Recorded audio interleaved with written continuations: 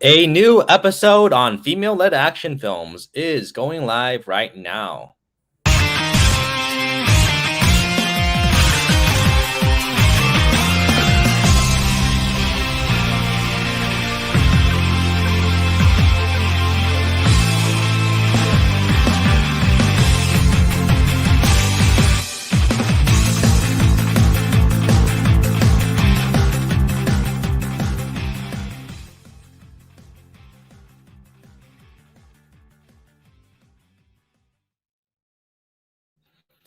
Hello and welcome back to another episode of Real Ranked. We're on episode 20, talking about female-led action movies with the release of the 355. So let's bring in who we have today, starting with Jack Pinchuk. Oh, Hey, welcome to the podcast. thank you, Matthew. I'm glad to be here. And we got John Petrovich. Hey, Matthew. Hi, Jack. Hi. It's been a while since I've been on the show. Been a while since we talked about like Nick Cage, but I'm excited to get back into this. Yeah. Awesome. All right. I'm gonna pull up. We're doing a tier list today for all you audio listeners. So let's pull it up to the stream. We got 37 movies to talk about. Oh, Jesus Christ! So many. This is gonna be fun. Okay. All right, you guys ready? Yeah, let's jump into it. We're starting off with a banger here. Yeah, it's the first movie is Barely Lethal, everybody's favorite A24 movie. Got a great cast with Haley Steinfeld, Sophie Turner. Come on, Samuel Jackson, you can't go wrong with that. Thomas Mann, greatest cast to lead this amazing movie. You want to start us off, You Matthew? can't do it. You can't do it, can you? You want to start us off? John, do you have anything you want to say about the Really Lethal? Sure. Okay, so it's been a little bit since I've seen this last. I think for the Real Genius Movie Club that we were all a part of. Who picked that again, by the way? Do you remember, Matthew? Was it Movie Club? I thought so. It was for the A24 match. You know what? Yeah. Anyway, what I will say is I like the idea of it, like Haley Steinfeld playing a spy. That's like that's going to be another like kind of trope that's repeated in a couple of the movies on this list. Is that you have like a spy that's just so like ingratiated in this spy world, being an assassin that you don't have time to be just a regular teenager. And so it's kind of like has like a fun coming of age element to it. And like you said, it has a great cast too on paper. Yeah, I think the camp is a little much for me. Like there are a lot of like 80s teen like comedy tropes in it. I think are a little bit much just for my own like personal taste. And otherwise, yeah, it's just kind of like uneventful, to be completely honest, with the exception of some silly stuff that happens towards the end with like the final confrontation. But yeah, I don't have too much to say about it, except that it's certainly the worst A24 movie that I've seen. Oh, no, that's not true. I think probably Revenge of the Green Dragon is worse, but yeah. Jack, have you seen this one? I have not, fortunately, by the sounds of it, but no, I haven't seen it. I don't want to go into spoilers then, but I think this movie is not good, but I think it's like you can have fun with it. I think like it's so bad that like it's entertaining. So like one of those, at least for me, and I always enjoy watching it. I think there's a lot of stupid moments, but it's great. Yeah, I agree. There is a camp element. I will say like I think I have it rated like 1 star on Letterboxd at the moment. If I watched this with like a room of 10 people and we were like all like maybe drinking or something and just like hanging out, yeah, this would be like way more fun. But not the kind of movie to watch like alone, during quarantine, trying to wait out, this horrible world that we're living in at the moment. So I agree. All right, let's put it onto the tier list then. I think it is really bad. But because I have fun with it, I would put it in C tier.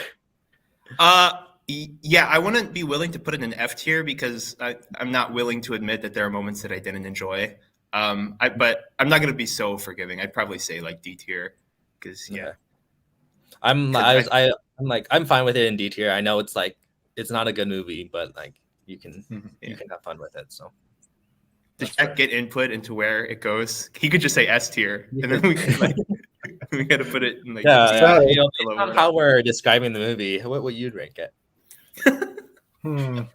I mean, I could go S tier with it, but I'd like to save that for true masterpieces like Supergirl and Catwoman. All right, yes, good that stuff. is understandable. Yeah. We'll see. All right. Well, let's move on to our next movie, Kill Bill, Volume 1. Jack, why don't you start off with this? This is my favorite half of the Kill Bill movies. Tarantino. This is probably the most Tarantino movie that he's made, in the sense that you have literal fountains of gore, a badass lead with Uma Thurman, and not nearly enough foot shots to be the most Tarantino movie that he's made, but no, this is definitely up there with one of his best for sure. It's a great revenge movie, and the scene between the bride and the Crazy 88 is iconic for a reason. So, yeah, great movie. John? Yeah, I can jump into this one. So I actually like just finished a rewatch of this. I've been kind of watching it in installments because I've had a busy week. So I finished it about 15 minutes ago. And even though like, you know, I've seen it like pretty recently, I don't actually have that much to say about it because for me, Kill Bill has always just kind of been the fun one. Like I don't see any need to like intellectualize it at all. Like you said, it's the most Tarantino movie that I've probably seen. And not if we're quantifying it by shots of feet. That'd probably go into Once Upon a Time in Hollywood. But yeah, this one just has like what Jack said. It has all of the fun gore.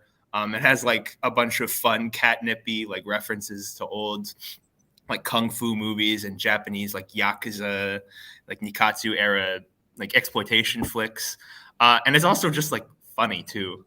Like there are lots of images, especially during the Crazy 88's fight, that are just funny and awesome. Yeah, it's basically like just a shot of bubblegum to the dome. Just everything to sort of take in. It's fun.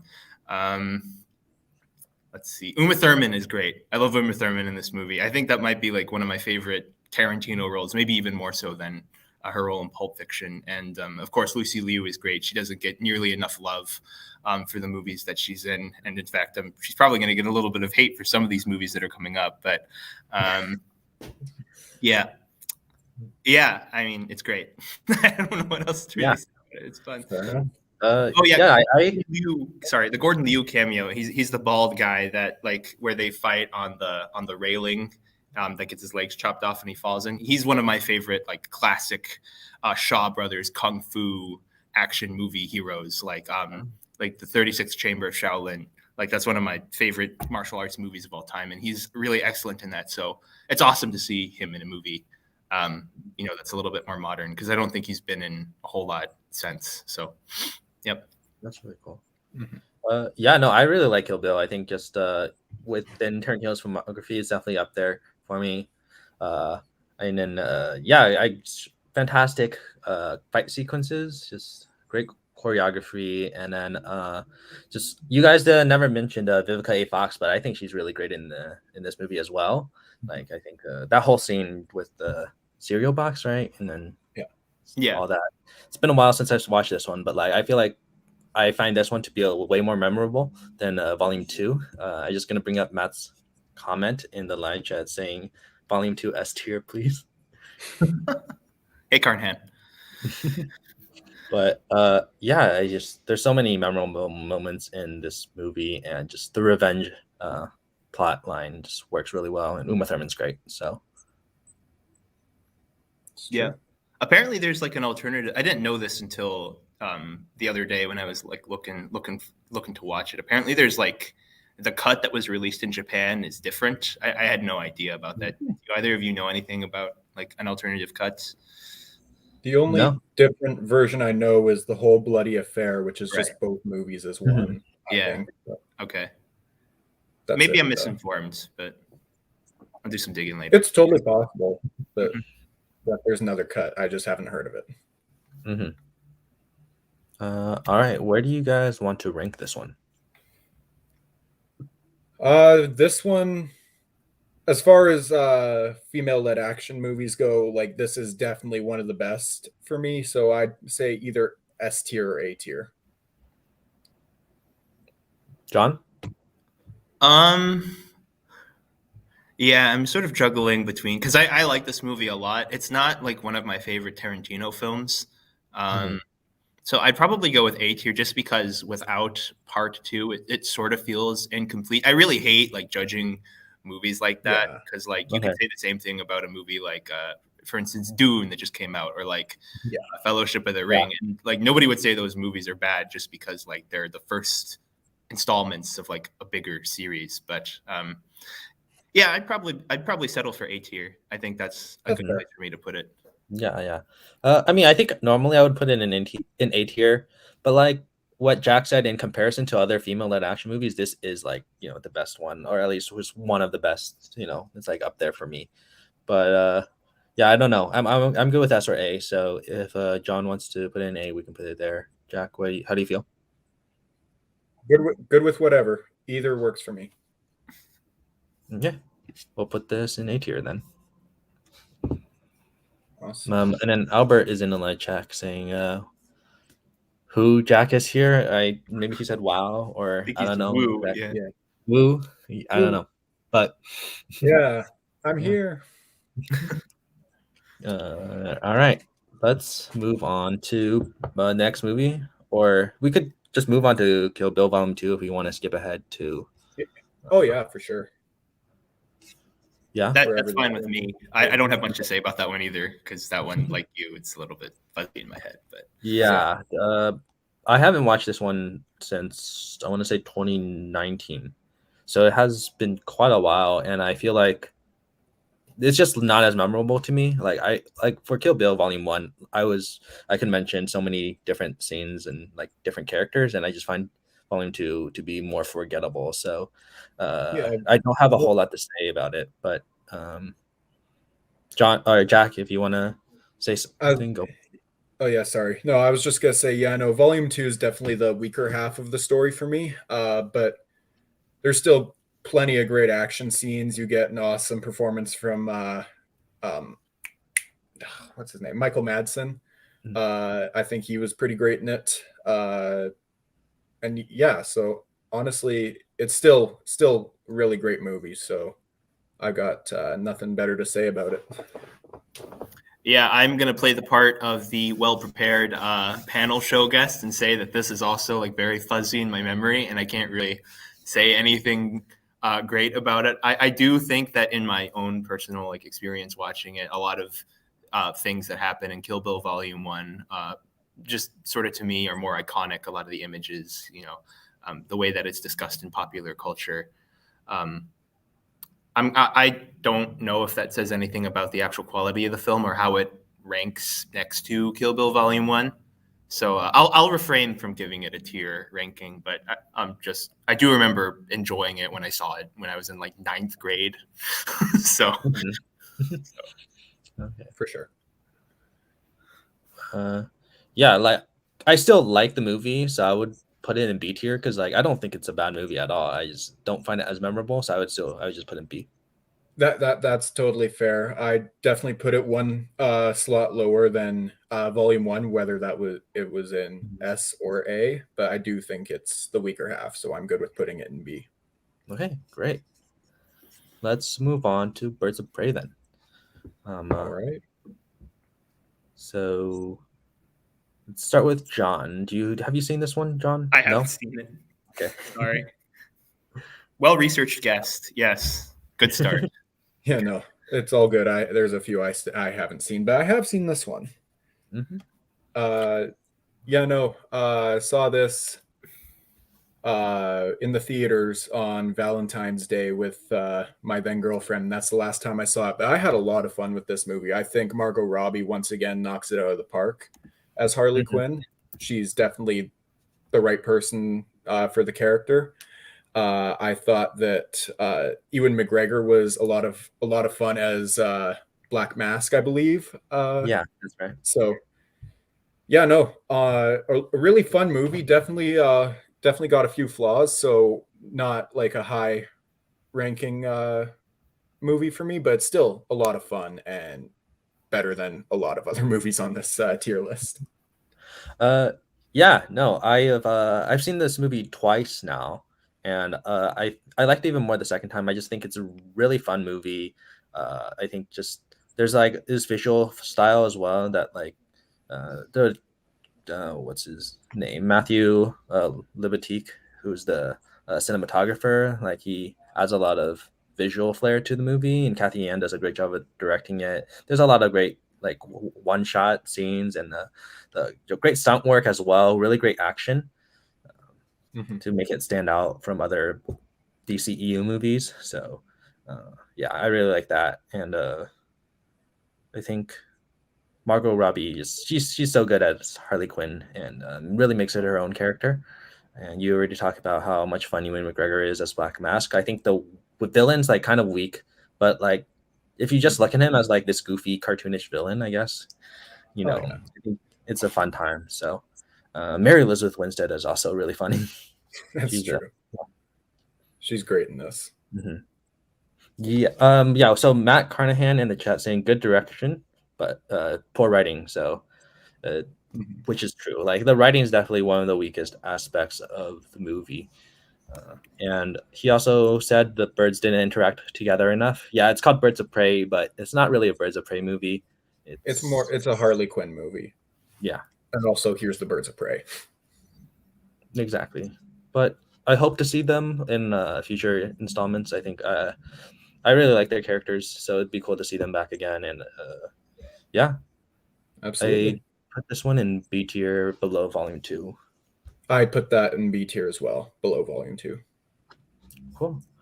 If I could All right. interject really quickly, I haven't seen this film, but I have seen another film by Kathy Yan, Dead Pigs, which went unreleased for a really long time. I won't pontificate it here.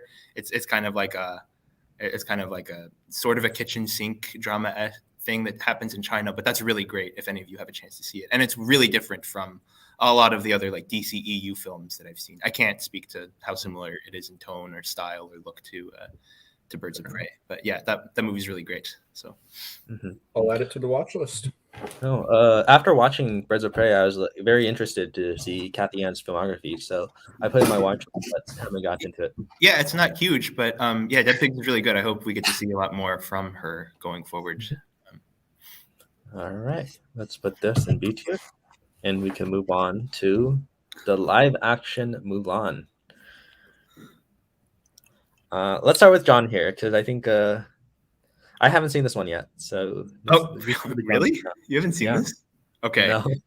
I think this movie is worthless. I think it's terrible. Let me start by saying that I'm going to just straight up admit that a lot of the things that sort of surrounded this film's release and a lot of the controversies that it attracted from its star, from like its location shooting in Xinjiang, to just everything. It just gave me a really bad taste in my mouth when I eventually did see it. And also the fact that we had to pay $30 for it on Disney Plus if you wanted to see it legally. So yeah, that all left a pretty bad taste in my mouth. But then like the actual movie itself is also just like really, it's just bland and typical like sort of Disney live action fare that I just don't.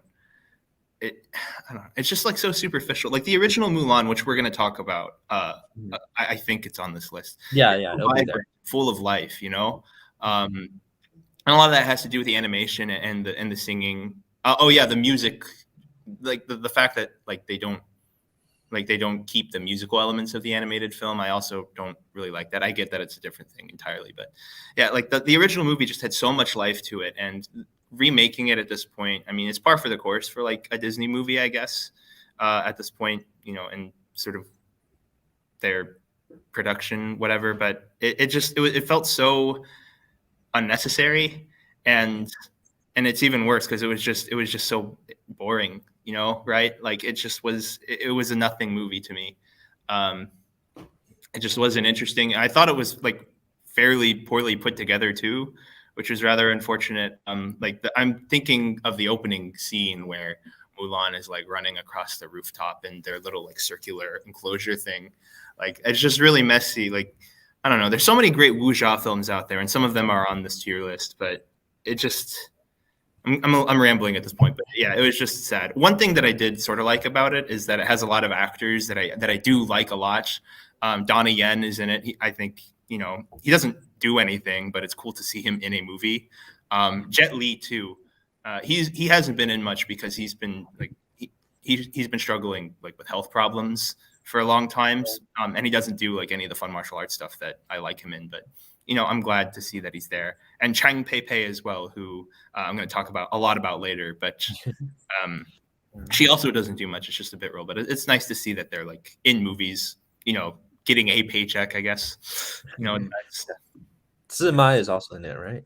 Yeah, Sima is in it too, and he's great in most things. Yeah, I'm glad they're getting well paid, or at least I hope they're getting well paid. Mm-hmm. So, yeah. Matt in the comments saying he thought Nikki Caro's direction was really impressive, and if you can get over the creative choices to remove the music. Yeah, I won't disagree with that. I was thinking like mostly of like the opening scene. I thought that was like really shoddily put together. Again, I did see it a while ago, so maybe I'm overlooking some key scenes. But yeah, sorry, Matthew. I know you do like this one a lot. Not the other Matthew, the one that's in the chat right now. So don't take it personally. Jack, have you seen this? I've seen about 2/3 of it, and then I had to go to work. But the stuff I did see, I thought was fine. More so in the like the camp of the Lion King, like the remake of the Lion King, where I'm like, if you put it on, I'm not gonna be like, oh no, I'm not watching this and leave. Like I'll sit down and watch it, but I'm not gonna like actively seek it out. It's just there. It exists. It's not bad. It's not good. It just exists, or from what I saw. And I was not a fan that they got rid of Mushu and the music, but that's okay. Well, what do you expect from Disney these days, anyways? I'm kidding. Right. Then where do you guys want to put it on the tier list? I'm very comfortable putting it in F tier. Sorry. I was thinking C tier, but honestly, I've got no issues putting it in D. So that's fine. Okay, we'll put it bottom of D then. If yeah. Okay. Let's move on to the next movie then. Rogue One. Awesome. Let's start with Jack. This is, well, not maybe not the best Star Wars movie. This is my favorite Star Wars movie, and a lot of that has to do with it being a lot more grounded and more of like a action thriller than almost like an action thriller, more than like a sci-fi space epic. Well, it still is that. It's not overly concerned with the Jedi, the Force. It tells a very grounded story about the people that stole the Death Star plans in order to save countless lives in the galaxy, and I think it's very well made. It's got Jyn Erso, who's probably my favorite of the Disney era Star Wars characters, or one of my favorites, or favorite lead anyways, but one of my favorite characters from the Disney era of Star Wars. Yeah, and it honestly, like, I saw this in the theater with my friends, and the end of the movie honestly had me in a few tears. So it's a very, very affecting movie for me emotionally, and it's a great action movie as well. And Jenna Erso is a great lead, so I got no issues with this movie. Yeah. John, you have not seen. No, I've seen Rogue One. Wait, you've seen this one? That's right. Okay. Yeah. I have a little bit of a dissenting opinion on this one. I don't really like it that much. I don't think it's like terrible. I want to be a little bit more positive going forward because like I actually kind of feel bad about like what I said about Mulan. But what I will say is that I do think that like it's a pretty fun war movie, I guess. Like the actual battle sequences and stuff like that. It's like Star Wars, right? Like you can't really go wrong with that. Like even in like the Star Wars movies that I don't care for or like people don't care for, I don't think anybody's gonna say like, oh, that lightsaber battle sucked, or oh, like that like giant war scene sucked. Especially like the Scarif, the final climactic battle on Scarif. I thought that was pretty cool. And sort of jumping off of that, I think that this movie, at least of the Disney era of Star Wars, has some of the most like thoughtful sort of like set design and everything. Like it feels like Star Wars. I hope that Jack, that you would agree with that, because like it feels very much like in tune with the Star Wars world. This sort of I don't want to call it a mythology because it's not, but. Yeah. It feels very Star Wars to me. I know what you mean. It feels in line with like George Lucas's original trilogy of Star Wars movies. Yeah.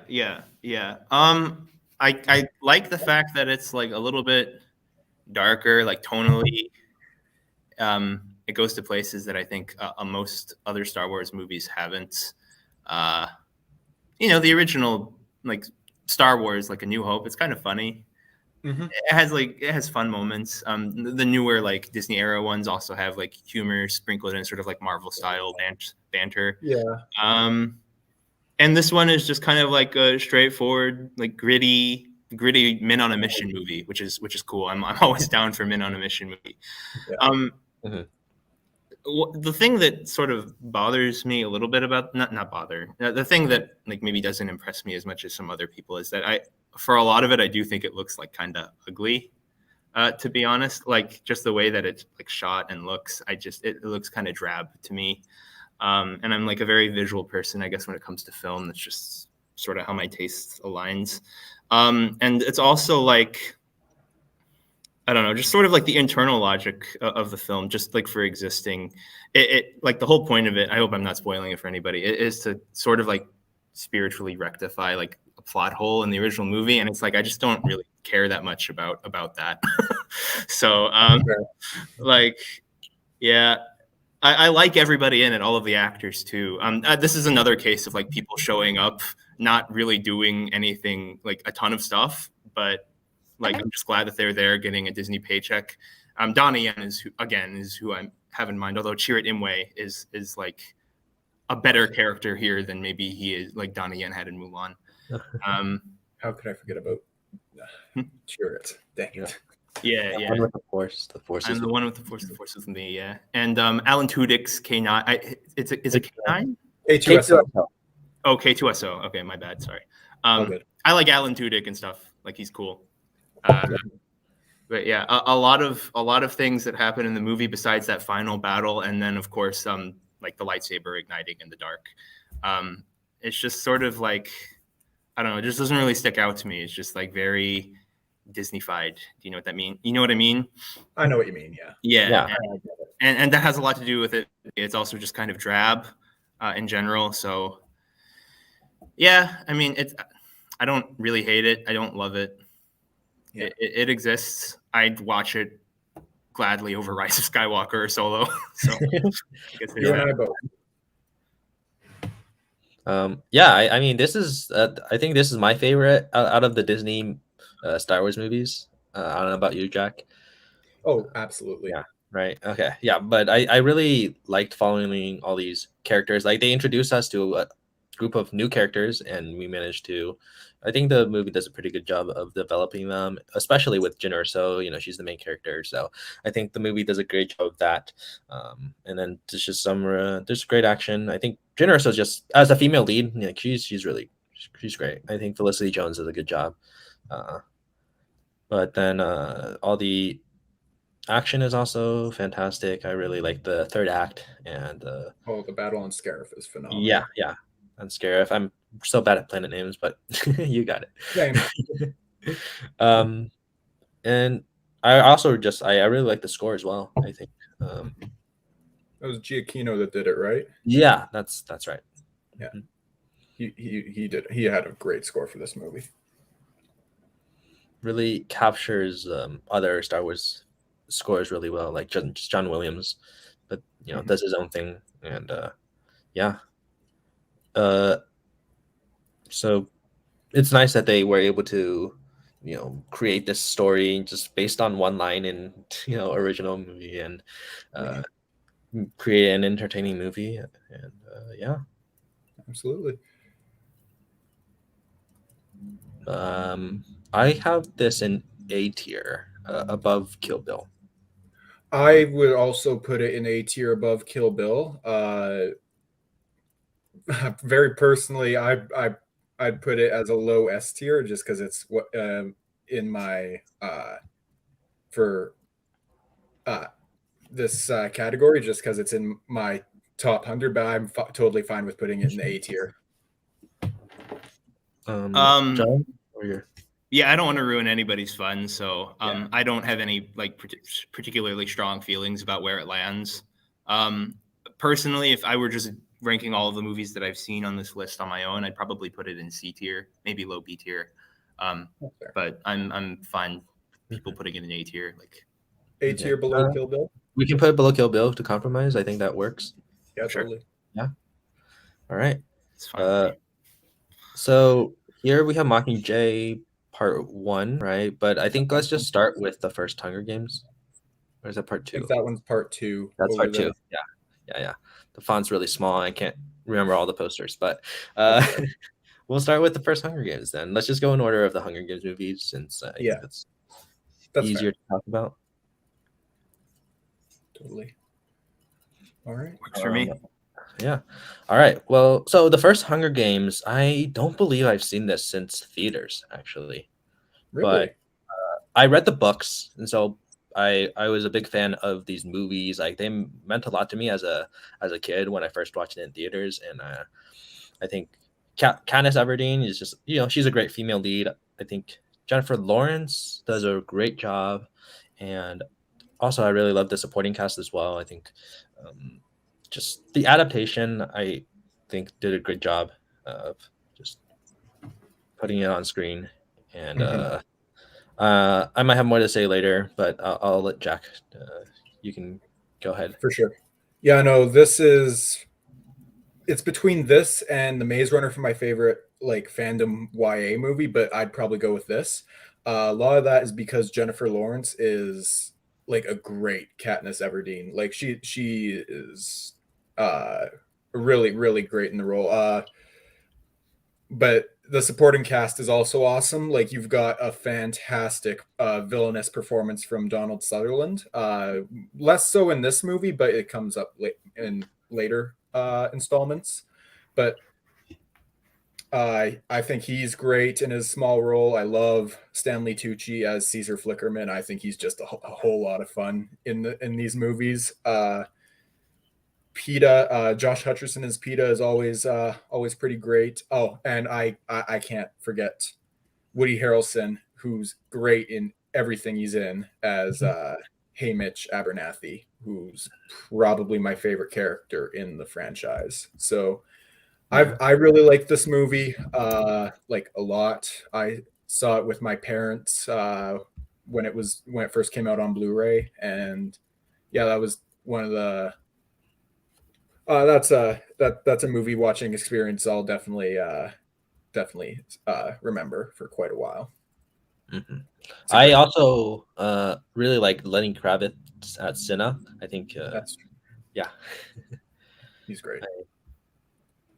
John, or do you have anything to say about these movies? Sure. I can't comment too much because it's been a while since I've seen this, and this is also the only Hunger Games movie that I've seen. So if we're gonna Okay. keep talking about the other movies, this is the end of the line for me for a while. But yeah, I mean, I read the Hunger Games, I guess, like shortly before this came out, sort of in anticipation, and I liked it enough.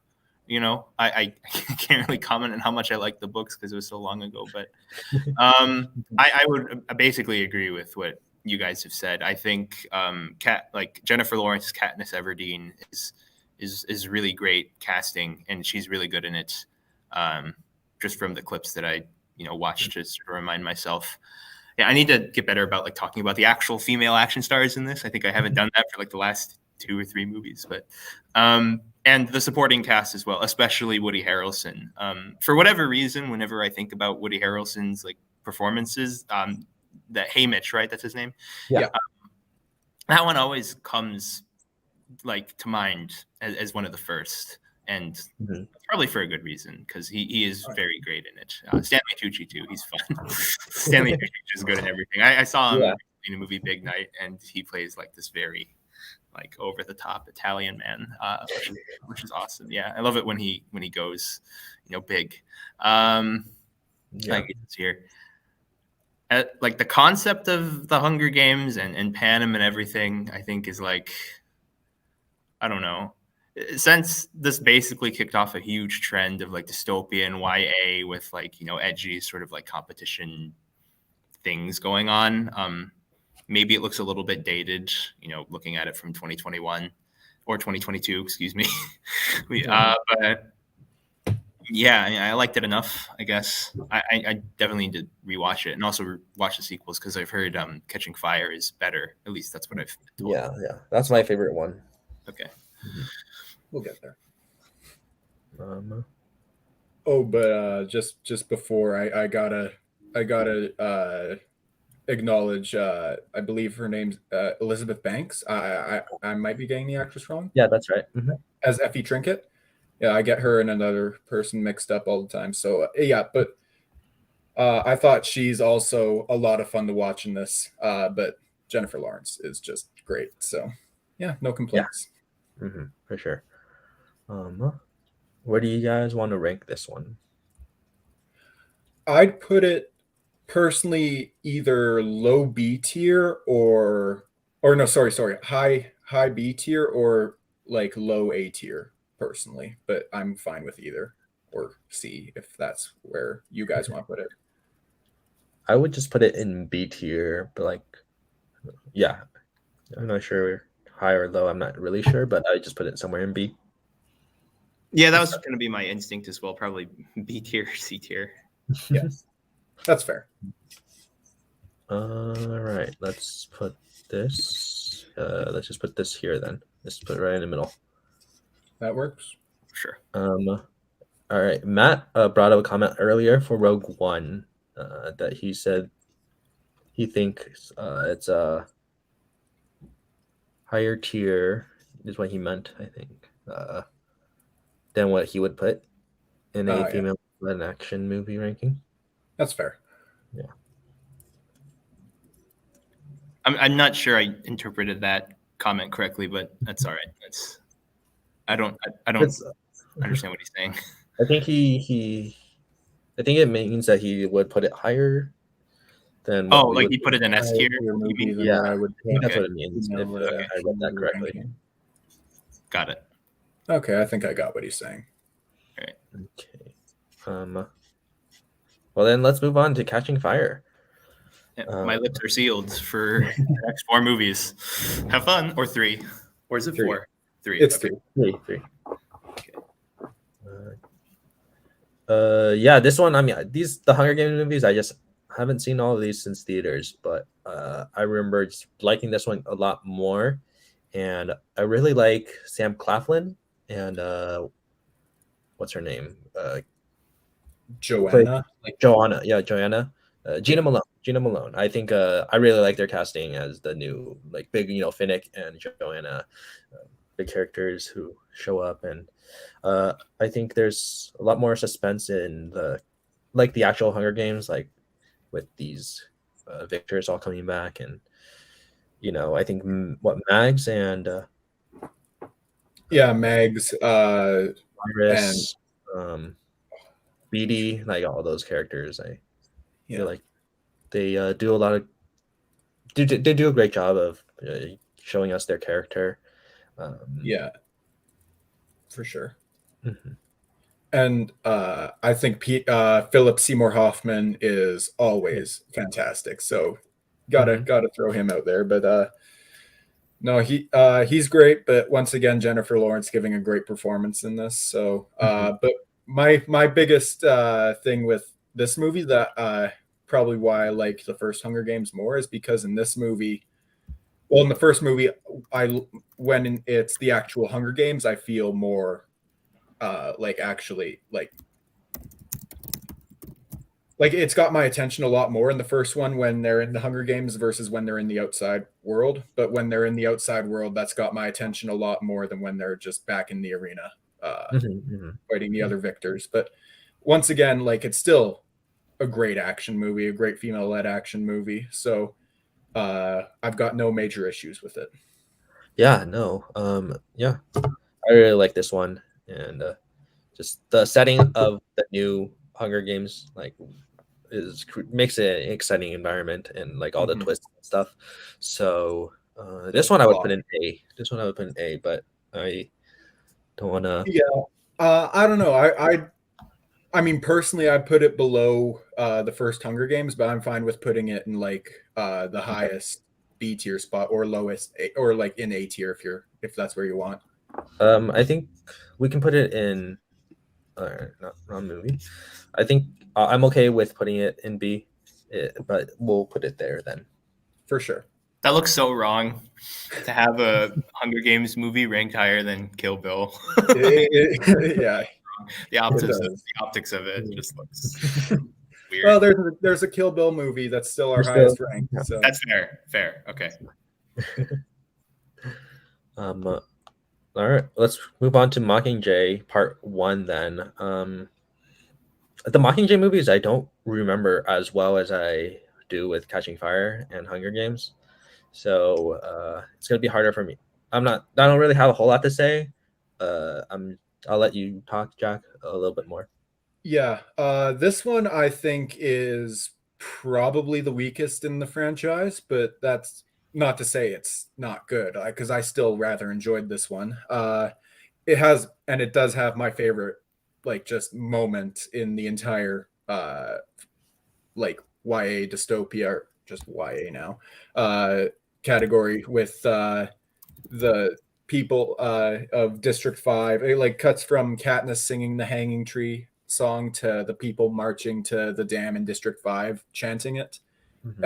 Saw that in the theater on like a day pass from the hospital with my mom, and it like goosebumps every time I watch it. So I love that scene. But no, this one's probably the weakest of the franchise for me. I find it a little slower, but I mean, that's what it has to be. It's the first half of the last book, and the first half of the last book is quite slow. So I think they did a good enough job adapting it, but still lower, probably C tier for me. Yeah, I think I agree with it being in C tier. It's definitely just kind of weak, but not bad at all. So yeah. All right. And plus, Mahershala Ali is in this movie, so that's always true. a win. I literally had no idea. So he's got like 4 lines in this movie, maybe. It's also introduction to Natalie Dormer, right? Sorry. True. This might be like, isn't like God, what's his name? Shoot, there's like a YouTuber in this one too, right? That was like an extra. Moist Critical. Moist Critical, yeah, there you go. Yeah, he's in one of these, right? Or both. Yeah. I can't remember. That's right. Okay. He just shows up as an extra, kind of, or like he doesn't. Oh, yeah. I still don't know who you're talking about, but I remembered that Foggy from Daredevil's in this. Eldon Henson, I believe his name is. Okay. He plays an Avox in this, and the TV show. And I like him in Daredevil, so that's cool. That's a win for me. Yeah. Just as a question for somebody looking on the outside, like I've read the book. Honestly, I'm not really sure how they drag this like out to 2 movies, but I'm generally a bigger fan of the stuff that takes place inside of that the death competition that they have, the actual Hunger Games, or the what's it called, the quarterly quell. The quarter quell, yeah. Quarter quell, yeah. I generally enjoyed more of that in the books than I did like the political, revolution stuff. The mature stuff that is supposed to be like, thoughtful. Yeah, no. This will probably be your least favorite of the franchise, then, if that's what you like. Yeah. Yeah. I have like a tiny brain. I love like the killing and all that stuff. So, yeah. This is the only one with no Hunger Games. Yeah. How long is it like together? Like it's like 2 hours something, right? Yeah, generally these are all over 2 hours, I think. Okay. Yeah, I think that's about 2 hours. I could check later for you. All right. Sorry, I'll shut up now. With Catching Fire, I think it's just like with the actual Hunger Games. I think you'll enjoy that. Mm-hmm. Oh yeah, I think you'll like Catching Fire a lot. Mm-hmm. It's going on the watch list. Awesome. That's great. And finally, Mockingjay Part 2. Yeah, this is I think just these 2 movies, they're not that interesting as much as the first 2, but yeah, I guess I don't have a whole lot to say. Yeah, this one, the only thing really worth mentioning that we haven't brought up already, I mean, this is where I think Josh Hutcherson is at his best in the franchise as PETA. I think this is his best movie to show what he can do as an actor, but still, Jennifer Lawrence is always phenomenal in these, so you got that. And also, once again, Donald Sutherland. Can't go wrong. So yeah, but Josh Hutcherson steals most scenes he's in this one. So that's fair. Where do you want to rank this? I'm fine with C tier above the first Mockingjay. If you're cool with that. Fair. Yeah, we can do that. Okay. Awesome. Let's move on to Aliens then. John, you haven't been able to talk a lot. Okay, yeah, and I'm gonna do less talking because I haven't seen this. This is one of my big movie fan sins, is not having seen this. And there's another one on here that I haven't seen that's probably worse. But yep, sorry, I will pop out again. That's okay. That's okay. Yeah. So I mean, Alien, the first Alien, it's a great sci-fi horror. And so, coming back with a second movie, where they basically turn into action, I think works really well. I think Sigourney Weaver is one of the best female leads in action movie. I don't know if you would absolutely agree with that, but yeah, she's just great as Ellen Ripley in both movies. And I personally like this one more than the first. I think it takes what I love about the first one and I kind of pumps it up, and I really like it a lot. There's so many cool and exciting scenes with the xenomorphs, and I think oh wait, also I forgot to mention that this is our first number in the orange cat counter. This is our first one. Yeah. Oh yeah. Third, I think. 84. From this is the first one we're talking. Oh yeah, we forgot to bring it up. So yeah, the fourth one with the 3 Hunger Games movies that Buttercup appears in, and so we got Aliens now with Jonesy, one of the most iconic orange cats. Oh, absolutely.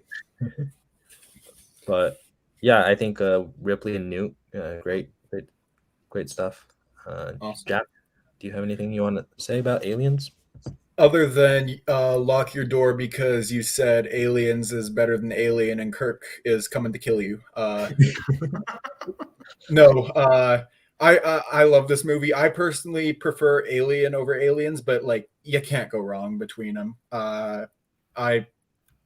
I do enjoy this one quite a lot. I think Bill Paxton's great, and Sigourney Weaver, Oscar nominated for this movie, by the way, Oh, is great. Like she is uh, the female action hero, or has been for I don't know how long now, 1986, I think this was. So this yeah. is she's like the go-to person for badass female action hero. So and I think this movie is like phenomenal. So yeah, I got no issues with it.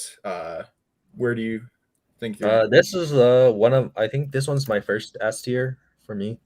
That's fair. I have no issue putting this in S tier. Okay, great. I mean, John, I'm sure you've heard so many great things about it. I'm sure you're okay with us putting in S. Yeah, I would be. I'm comfortable with that. Fair I enough. love Alien too, so Yeah. not like as in the movie Alien as well, not Alien Yeah. 2, which I guess This is Alien too. Yeah, So All right.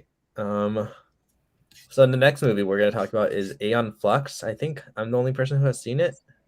Yeah, I have not seen it. I haven't seen it either, and I wasn't even aware of its existence. But just looking at stills, reading like the plot synopsis, and looking at the letterbox score of 2.2, this looks like some sci-fi bullshit that I would be into from the 2000s. So I am excited. That's going on the watch list right now. I have nothing to really say about this movie. I watched this in 2019, and now I have no reason to want to rewatch this. I was just like, I should watch more Charlize Theron. She's good. Charlize Theron's always great, and we'll talk about more in another female-led action movie. But in this one, I just think the movie's just so bland, and like the action's fine. It's watchable, but like I don't remember anything about it. So if you want to check it out, you can, but it's not good. So yeah, one I heard about when it came out, and then immediately forgot it existed. Hey, and like I think there's some interesting world design, but like the story is not interesting. I wouldn't go as far as to say it's an F tier movie. Like it's not like it's one of the worst movies I've ever seen, and I feel like I don't know. There might be stuff here that I would actually put on F. I don't think I wouldn't go that low. I don't know whether I should put it below Mulan because I haven't seen it, so I'm not sure how. Go for it. I mean, so just looking at it, just looking at like the poster art, this looks like something that's like fresh to be reclaimed by like those, like weird vulgar auteurist people on Letterboxd that like love Michael Bay and like movies and Resident Evil. So also it's directed by Karen Kusama, right? I'm reading that right? That's right. Yeah. That's the Jennifer Body. I haven't seen that, but Jennifer's Body is great. I've seen her debut film, Girl Fight, with Michelle Rodriguez, and that's a fun little indie film with some pretty solid like martial arts boxing stuff in that. So let's shout out our women directors too, right? Yeah. We have there's Kathy Yan, Nikki Caro. We got a good collection of these movies that are directed by women. So you know what? Just let's put it in F. I think I'm just gonna put it in F. That's fair. I don't have issues with that. All right, let's move on to Black Widow then. All right. I haven't seen it, so that was close again. I promise I've seen some of these, I swear. Okay. Jack, you want to start? Sure. Yeah, no, this movie's pretty good. It's not my favorite MCU movie that came out last year. It's not my second favorite either because that's Shang-Chi, but which is great. But no, this movie's still real solid. It's got a great performance from Scarlett Johansson as Black Widow, but even as good as she is in it, Florence Pugh as Yelena just steals absolutely every second from Scarlett Johansson that they share together. Like it's like she's just the best part of this movie by far. It's not close for me, Yeah. anyways. No, I agree. I thought Ray Winstone, I believe his name is, as Mhm. Dreykov, Yeah. is a little weaker as a villain that we've seen in a MCU movie. I thought Rachel Weisz was fine. She wasn't great. She wasn't bad. She was fine. And I thought Very that young. David Harbour was really, really fun in this, really entertaining. So yeah, and this has like a female cover, a cover of "Smells Like Teen Spirit" by this one female artist, and I actually rather enjoyed that in the movie. So Mhm. yeah, it works for me. Great, it's a good MCU movie and a good female action movie. Yeah, I think what you said about the cast, I pretty much agree with all the way. I think I have issues with it though. I think so the family dynamic is really great. I think it adds a lot of humor to the entire movie. I think when Florence Pugh was talking about the fallopian tubes, is one of the best jokes. Uh, uh, and then when they're at the dinner table, I think there's like that family dynamic just works super well. But this is definitely a weaker Black Widow than like other movies. Like Scarlett Johansson has been a lot better than Yeah, this film, that's but uh, that's totally yeah, fair. I really like her in The Winter Soldier. She's great in So, that. but She's just great in like it. as a female led character, like Black Widow, she's just she's iconic. She's within the MCU. It adds a lot to her character, and so it's cool to learn more about her in her solo movie. I really like seeing her personal side, but I think the action is very bad. Like I think the choreography isn't terrible, but it cuts so much, and there's so much shaky cam that like you can't see it, right? I think Yeah, that's totally fair. specifically for Yelena, her action is much better because they don't cut as much when Florence Pugh is doing it, but Mhm. they do cut a lot. Taskmaster, I think there's interesting take. I It's an mean, interesting take on Taskmaster, but it was kind of a missed opportunity. So yeah. So maybe they'll bring him back later. Not a huge problem for me, I think, mhm. but his character or her. I don't want to spoil anything in case Yeah. you don't care, John, right? No, you go ahead. That's Okay, fine. I was gonna say her character. So it's revealed that it's the daughter of Dreykov, but yeah, I think very very underutilized. There could have been way better action with that character, and I don't think the movie did that well. So Yeah, uh, that's totally fair. I haven't seen the movie, but I've seen some of the choreography from it, and yeah, I think this is like I said this before. I'm a little bit skeptical of like how Marvel puts together like certain action, like their action scenes and stuff. I think we're getting better. We're getting better with Shang-Chi. yeah, Mhm. But um, yeah, I would basically agree with what you were saying about the action. I'll watch it though for Florence Pugh. I guess I think she's cool. yeah. So and just generally to get caught up with Marvel because I'm pretty behind. Mhm. The most recent thing I've seen is Shang-Chi, but nothing else before that since like oh no, I've seen No Way Home, but Yeah, which is the best MCU movie of the year, personally. yeah, I would agree with that. Yeah, Having yeah, seen two. definitely. I think Black Widow is the worst one of the year, but I'd put Eternals below it personally, no, I that's fair. I get that though. but I do get it. So I would put this at the bottom of C tier. yeah, that's honestly where I was thinking to put it. Okay, cool. From Black Widow, moving on to another MCU movie, Captain Marvel. All right. And this will bring our orange cat counter to 5. Yes, it will. So I can start with Captain Marvel. I remember when I watched it in theaters, I actually really liked it. But watching it again, it's definitely much weaker. Mhm. I think Brie Larson is great in the role. Like she gives a great performance. Her character is a little more bland, but I think her performance is great. And I really love her dynamic with Nick Fury. But everything outside of the Earth stuff is just really bland. I think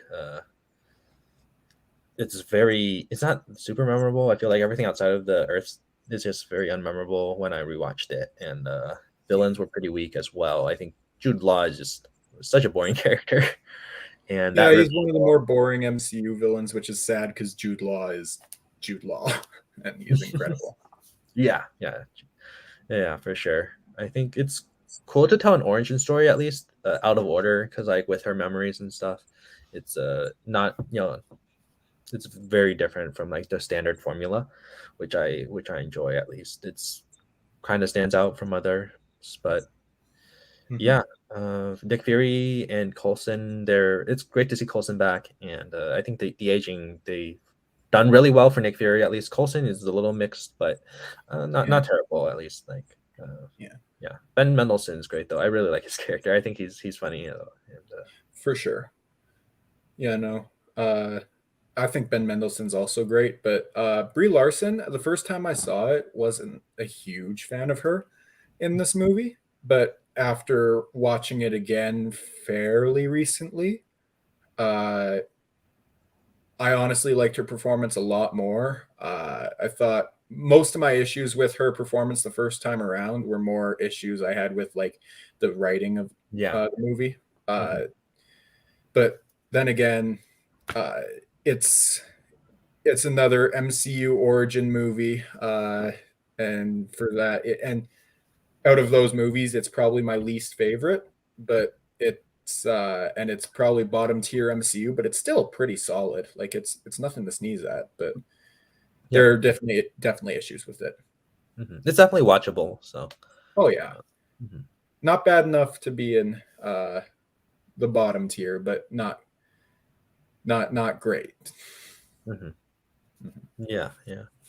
What about you, John? I have seen this one. I'm back. Hello. Yay. Yeah. So to start with, like talking about the female action star in it, Brie Larson, I would generally agree with you, Jack, that the first time that I saw it, and the only time that I've seen it in full, I didn't really care for her performance. There was just something like an aloofness to the character that I found. I don't know. I don't think annoying is the right word, but just odd. I'm not really sure how to describe it. Just a little off. Odd. Yeah. Yeah. And now I rewatched a couple of clips just like on YouTube just to refresh my memory. I think now I get that, like, that's kind of the point, that she's like Captain Marvel, sort of this extraterrestrial that's part of like this new cosmic part of the MCU. As you might know, like as you probably can tell, Jack, I'm not that like well versed in the MCU or comic book movies in general. But yeah, so funny story. I saw this movie in theaters. It was at a time when I was like, I wanted to try and see everything new coming out, and I went to like an 11 o'clock showing for this on like a Tuesday. And I was in the theater with like one other person. I'm like, what am I doing here? What am I doing? So yeah, that's why I don't like try to see every new thing that comes out in the year anymore. It's that specific experience. Yeah, I think it's just kind of, like you said, bland and unimaginative, even by like Marvel standards, I'd say. But even with the like Planet of Hala, like I don't think anyone remembers that place as well. Yeah, I think it's cool. Like I enjoy it when Marvel, like, it sounds like such a noob. I like it when Marvel goes to like these other planets and explores like the space cosmos part of the MCU. And with regards to that in this movie, I thought it was a little bit disappointing. Like there's a lot of like reference humor in it that I thought was just like more annoying than anything. I'm thinking like an example of that is the Stan Lee cameo. This is like the first Stan Lee cameo after his passing, right? I think. Yeah, because I remember the opening credits was all filled with Stan Lee, so this was Wait, and it's quite touching because like losing Stan Lee, that's an enormous loss, to like the comic book community and just in general.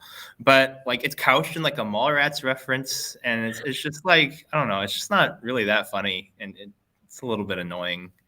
Yeah. Like this like whole 80s nostalgia reference humor thing that's happening in movies a lot now, especially with like Ghostbusters Afterlife and stuff, which is a movie that I thought was fine. I didn't love it, but it was okay. Yeah, that's not really my speed. I do think this movie is pretty interesting because of like the relationship that it has with the United States Air Force. Like I think it's something that a lot of people don't consider when they watch MCU movies is like how like deeply ingrained the filmmaking is into like the military industrial complex. That sounds so stupid and pretentious, but like the relationship that Marvel has with like the US Army I think is really fascinating to read about, and how it affects like the finished product. Yeah, one of the dominant memories I have of going to see this movie in theaters is the Air Force recruitment video that came on right before the movie played. I'm not sure if that happened, if you saw this in Canada, Jack. I saw it in Canada, so that didn't happen. Yeah, but I that caused a little bit of maybe a minor controversy a little bit when it came out. Yeah, just generally an interesting thing to read about, like the U.S. military's relationship with Marvel movies and how they get made and what in the script like gets supervised and stuff. It's really fascinating stuff. I'll have to check that out. Mm-hmm. Sure. Okay, so let's put this on the tier list. Oh boy. I think Go ahead, Matthew. I will put this.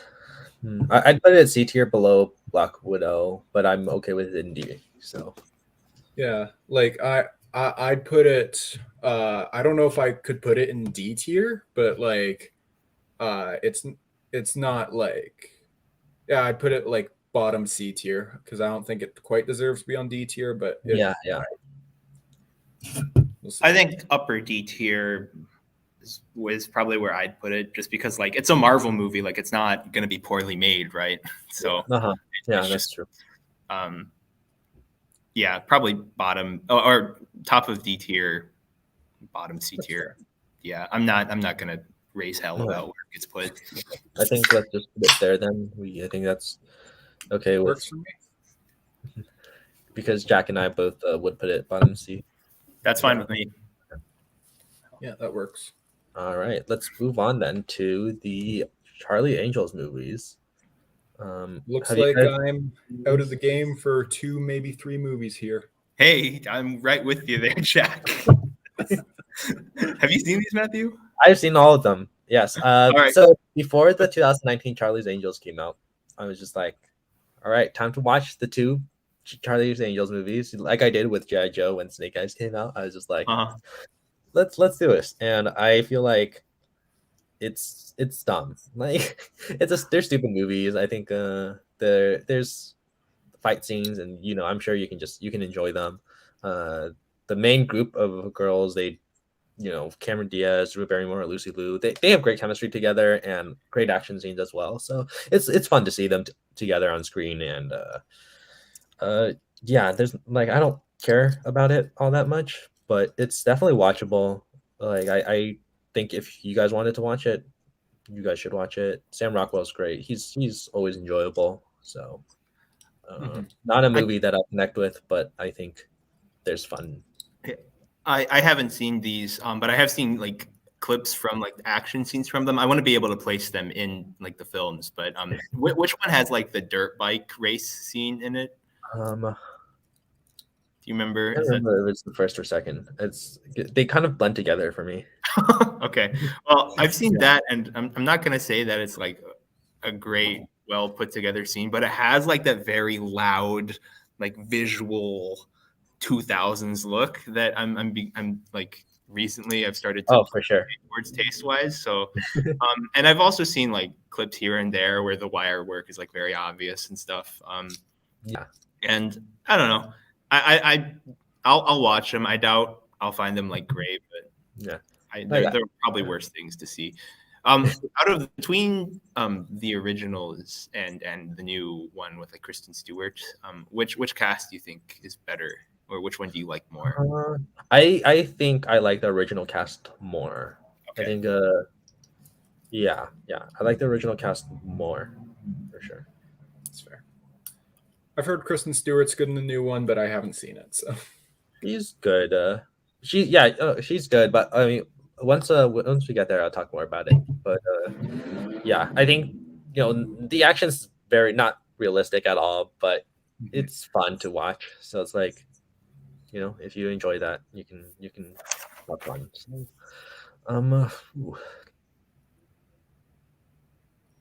not really sure what this was in someone's top 100 on YLS way back really. Wait, who?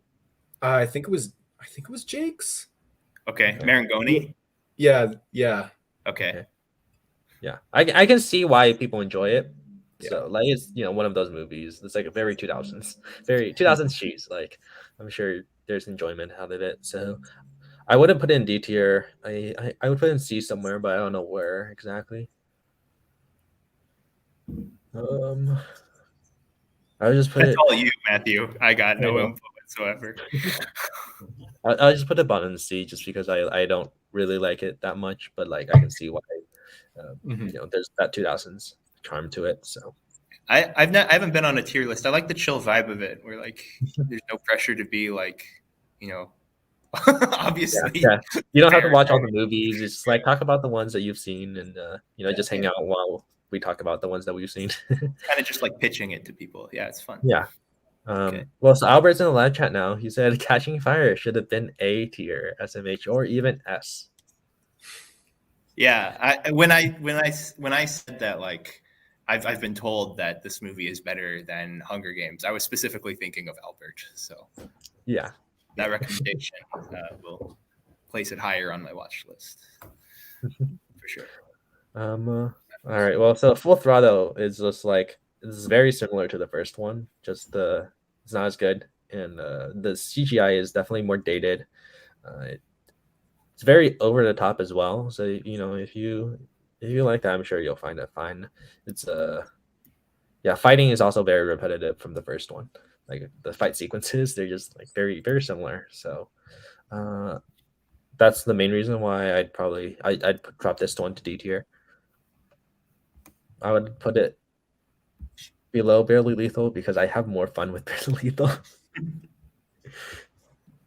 Fair. But yeah, I wouldn't recommend Full Throttle, but I'd recommend the first one. So cool.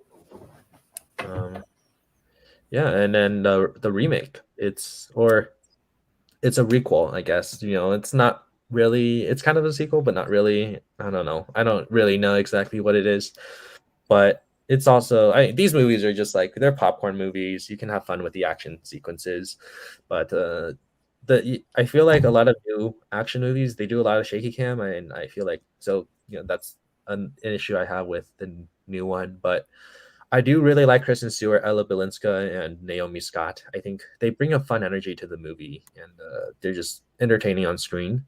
So yeah, I was a fan of Naomi Scott after Aladdin. I think she was definitely the standout in that movie. So it was cool to see her in this, kind of in a very different role. But yeah, I mean, these female leads, they all do a great job. And Ella Balinska, I think this is like her first like big role, or just like her first role in general. So yeah, I think she did a great job for sure. She definitely stood out to me. But I think the script is really bad.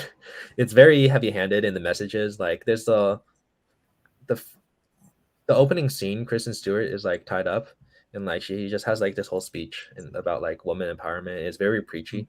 So it's just like I feel like if the script was handled a little better, it would work a lot better as a movie. Yeah, I think it's still fun though, and I think there's also end credits for this movie, and if Albert's favorite actress is in it, the end credits. She shows up for a little. Are they gonna make more? Is that like the idea? It's possible. Okay. I don't know. Who was Albert's favorite actress? Maybe he can pipe in the live chat.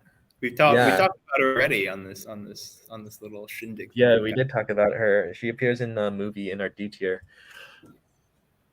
Okay.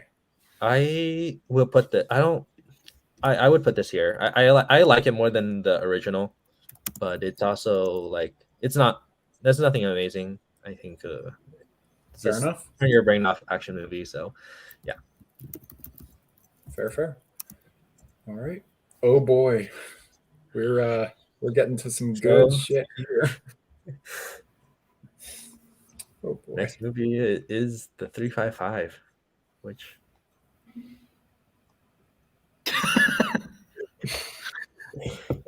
This is what this show is celebrating, right? Anybody want to go first? All right, Jack, let's start with you. All right. I predicted about 2/3 of the movie after watching the first trailer. I think that says quite a bit. No, here's the thing. There's popcorn flicks that you can turn on and have a good time with. And then there's the 355. Because here's the thing. They have a cast of great actors. Jessica Chastain, she's a great actress.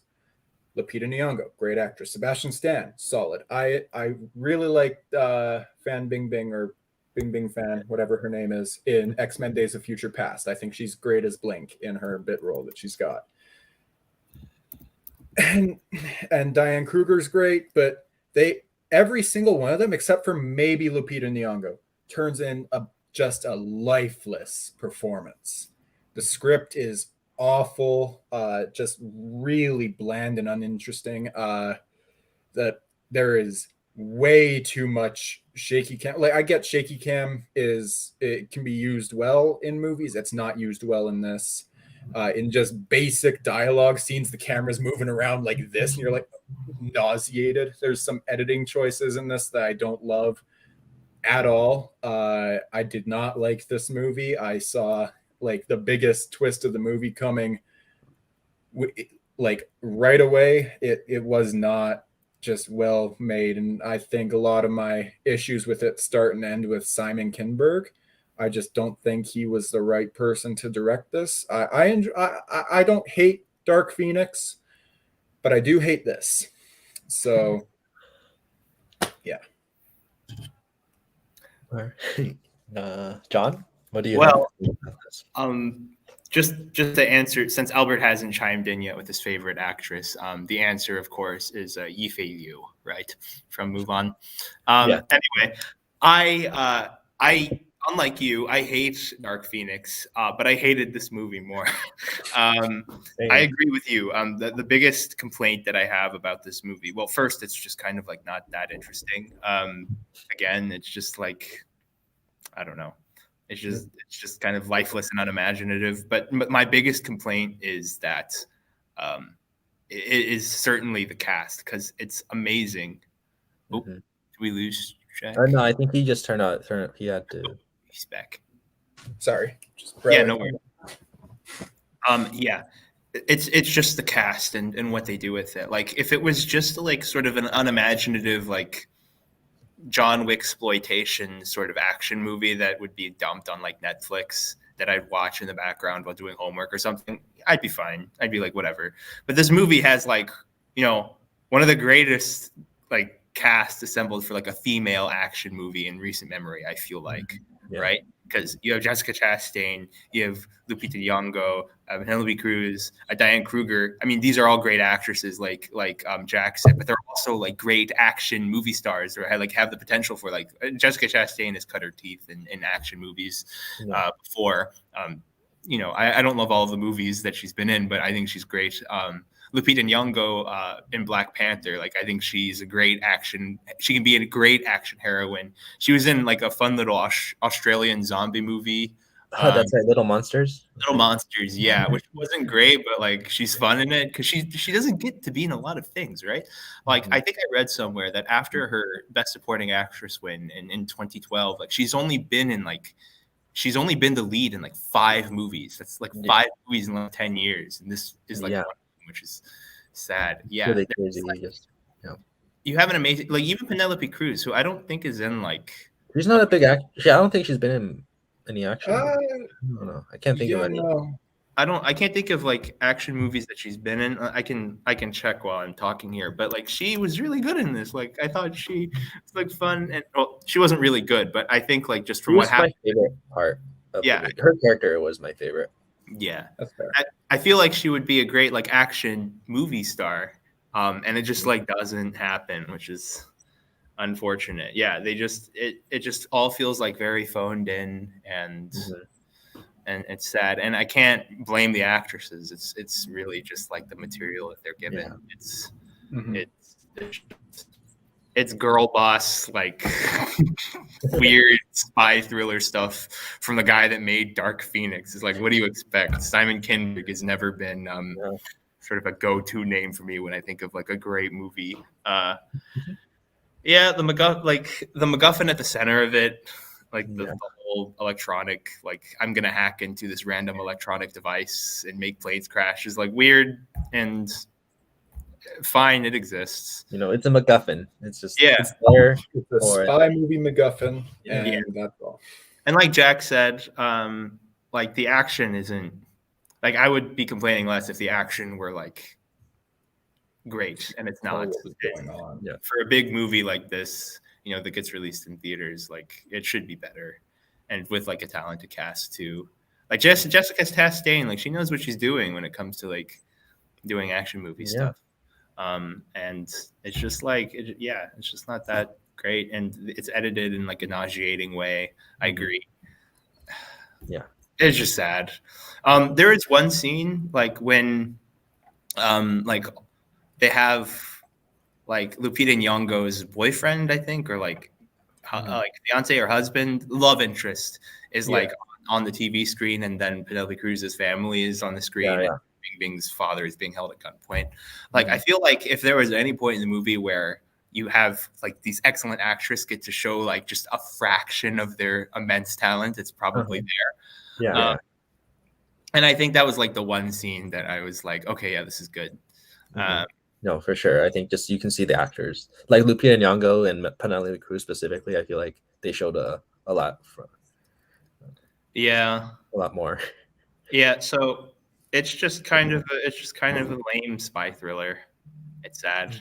I wish I don't like it and I hate it, but I wish like I hated it where like it would make me angry, but it's just boring. It's just there, like it doesn't do anything, right? It's just like filled with all the cliches and it's predictable, and it doesn't do anything. Like it's, there's just a MacGuffin at the center, and like the actors are phony in their performances. Like the action's bad, and I don't have a lot more to say. You've said it all, John. Yeah, it feels like they're trying to achieve, like Simon Kinberg is trying to achieve a tone of like a Mission Impossible film, like one of the later ones. And like even the ones that aren't like excellent, they at least are watchable. This I didn't really feel was worth it at all. Even Mission Impossible 2 is better than this, and that's not a good movie. Yeah, love me some John Woo. Yeah, John Woo. Oh yeah. Yep. I saw this with Matt Carnahan. I don't know if he's still listening to my shitty, cringe-inducing movie stupidity, but I saw this with him, and that was a very pleasant time. We were the only two in the theater, so there's at least. I was the only person in the theater when I watched it. Yep. I was also the only person. Yeah. All right. Good stuff. Okay. All right. Yeah, and I think I was watching the opening scene. I was just like, there are so many cuts happening right now. What is happening? Yeah. Yeah. No. All right. Well, I think are you guys ready to rate this? F. Yeah, I'm totally fine with putting it in F tier. I think I would even put it below, Flux. Yeah. All right, that's your call, but yeah, I think it's where it belongs for sure. All right, let's move on to Supergirl. Supergirl's on there twice, I think. Yeah, that's okay. Whatever. I think we'll just leave it there. But I have not seen Supergirl. I have. Have you, I have John? not either. All right, Jack, it's up to you now. This is the Jack Pinchuk show. Take it away. I'd like to read to you my review for Supergirl. Only 45 minutes into this, and it's times like this that I really wish I could drink. It is not good. Like there's You want to talk about a movie that wastes some talented actors? Peter O'Toole is in this, and so is Faye Dunaway, and they are wasted. They're they're wasted. They are actively terrible in this. Like like the screenplay is terrible. The effects, while yes, they're from the 1980s, they're painful to look at. This is honestly one of my least favorite just movies ever. I hate it so much. I think the decisions made both like just in this movie. I'm just gonna give a brief little synopsis here. Basically, Kara or whatever, Kara, I can't remember her name right now, lives in like this basically just white sheet of paper in space. I'm exaggerating, but that's what it looks like. It's not good. And their whole life force of the thing that runs that city that she lives in is lost, and she has to go and get it back. What does she do once she gets to Earth? And instead of looking for it, she goes to school. Where it's the only time I think in film history where a character has decided to go to school instead of save her family and her friends and just her home, which is just a weird choice to me. It's very poorly written. The lead actress in it, I don't want to say too many bad things about her because I'm sure she's decent in other things, but in this she's just awful. Peter O'Toole, terrible in this movie. It's just not good in any way, shape, or form. I hate this movie with every fiber of my being. I hate it more than I hate the 355. So that's saying something. All right. Well, you have convinced me to put this on my watch list. This sounds like a good time. Here we go. Mia Farrow's in it too. Are you kidding me? The cast is like stacked. What the hell? Are these bit parts or are they like featured very prominently in the film? It would help if I could remember who Mia Farrow is. Let me double check. Or like Faye Dunaway and Peter O'Toole, right? Do they have like Faye Dunaway is like the main villain. Yeah, that's right. She's played the villain. Okay. Peter O'Toole is less prominent, but he's got a couple bigger scenes in it. Oh, Mia Farrow. Yeah, no, she's not in a whole lot of it. Who plays? Lucy Lane. There she is. Nope. An actress from Grease 2 is Lucy Lane. So. Who does she play in Grease 2? I don't know. Can we get some for Grease 2? Sorry. Speaking of female-led action movies. Female-led action movies. Grease 2 is my favorite female-led action movie. Musical. Let's face it, guys. I don't know. Grease 2 didn't really get there. I genuinely do production though. I think that's like a super fun. It's not good. If you can avoid watching this movie, do it. It belongs at the bottom of the list. But I'm fine with you guys putting it over the 355 if you'd like. But I think it's just. I can't really put any input. I'm sure it's worse than the 355 from what I've heard. So I think we can put it there just based on. I trust Jack, your opinion on that movie. Mark your calendars, people. This is the first time someone has trusted my opinion on movies. This will be big news. No, I trust you, Jack. Cool. So, awesome. Looking forward to it. All right. We're gonna move on next to the Heroic Trio. Okay, yeah, this is one of the ones that I suggested to Matthew to put on. Like this is one of my own submissions. Did either of you have a chance to see this? I did not. No, okay. I did not have a chance to watch anything. Okay, it's a little tough to find. It used to be on Netflix, and anyway, yeah. So, Heroic Trio. I'll try to be brief since I'm the only one that saw this. is a superhero film from Hong Kong, directed by a guy named Johnny To. Johnny To isn't like, in terms of like Hong Kong filmmakers, I don't think Johnny To is as well known in the United States by just like people that are like interested in maybe Shaw Brothers movies or like getting into Hong Kong. I think people generally come to him a little bit later.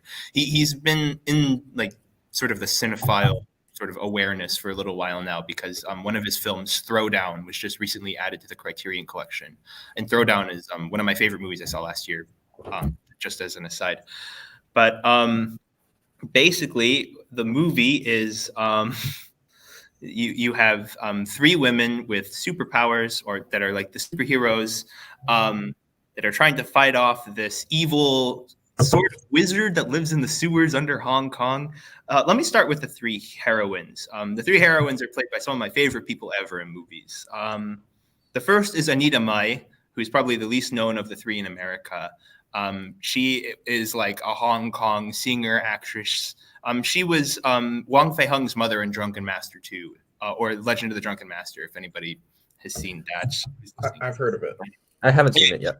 Yeah, that's probably like one of the roles that I can think of that she's most known for. She's been in some Wong Kar-wai movies as well. She's really excellent. She passed away not recently, but of cancer, I believe. And they're making a mini-series biopic about her that's being released on Disney Plus, at least in Asia. Really? Yeah, so I'm really looking forward to that. Hopefully it gets released. It probably won't, but I hope it gets released stateside on the service. I would get it for that. Anita Mai plays the wife of a police officer. This is kind of like a dutiful wife, but when she's not playing the role of like a dutiful wife of a police officer, she dons a mask and has these little throwing stars and adopts the name Wonder Woman. That's like a very original name. The second woman in this little gang is played by Maggie Cheung, who I think might be one of the most recognizable. Yeah, a lot of people know her for like In the Mood for Love, all the Criterion heads out there. But she has some action movie chops. She's been in some action movies and she's taken some crazy stunts too. She's Jackie Chan's girlfriend in the original Police Story movie, and actually the first three Police Story movies, and she's great at those. And she plays this Punisher type character called Thief Catcher. It's translated as Thief Catcher in the subtitles, at least. Okay. She plays this like bounty hunter character with an enormous shotgun and wears like kind of gothy clothes. And anyway, she's awesome in it. That's really cool. Then, the last woman is played by Michelle Yeoh, who was recently in Shang-Chi. And probably also well known in the United States for being in like Crouching Tiger, Hidden Dragon, Last Christmas recently. She's been doing like non-martial arts stuff. Yep. Crazy Rich Asians. Yep. She is one of my favorite actresses just generally, but she's an incredible action movie star too. That's one thing about Hong Kong. And just as an aside, a lot of the actresses that they take to make into like female action stars or martial arts movie stars come from like modeling backgrounds, which isn't like that uncommon in the United States, but like they teach these women how to do all the martial arts themselves, and they really put them through the ringer in their training, or at least did back in like this period. But anyway, so basically, I'm getting way off track. Basically, the movie's about this. There have been these instances of like babies disappearing in Hong Kong, being abducted by this invisible person. Oh, Michelle Yeoh's character is the Invisible Woman, and she's the one that's stealing these babies away. And the movie is basically like Maggie Cheung and Anita Mai's character, Thief Catcher, and Wonder Woman and the Hong Kong police trying to figure out where these babies are going and what's happening to them. And it's really convoluted, but basically, to try and sum it up, is that living in the sewers of Hong Kong is this like evil, mystical, dark lord that is turning these babies, capturing these babies and turning them into like these grotesque like monsters. Some other needless backstory.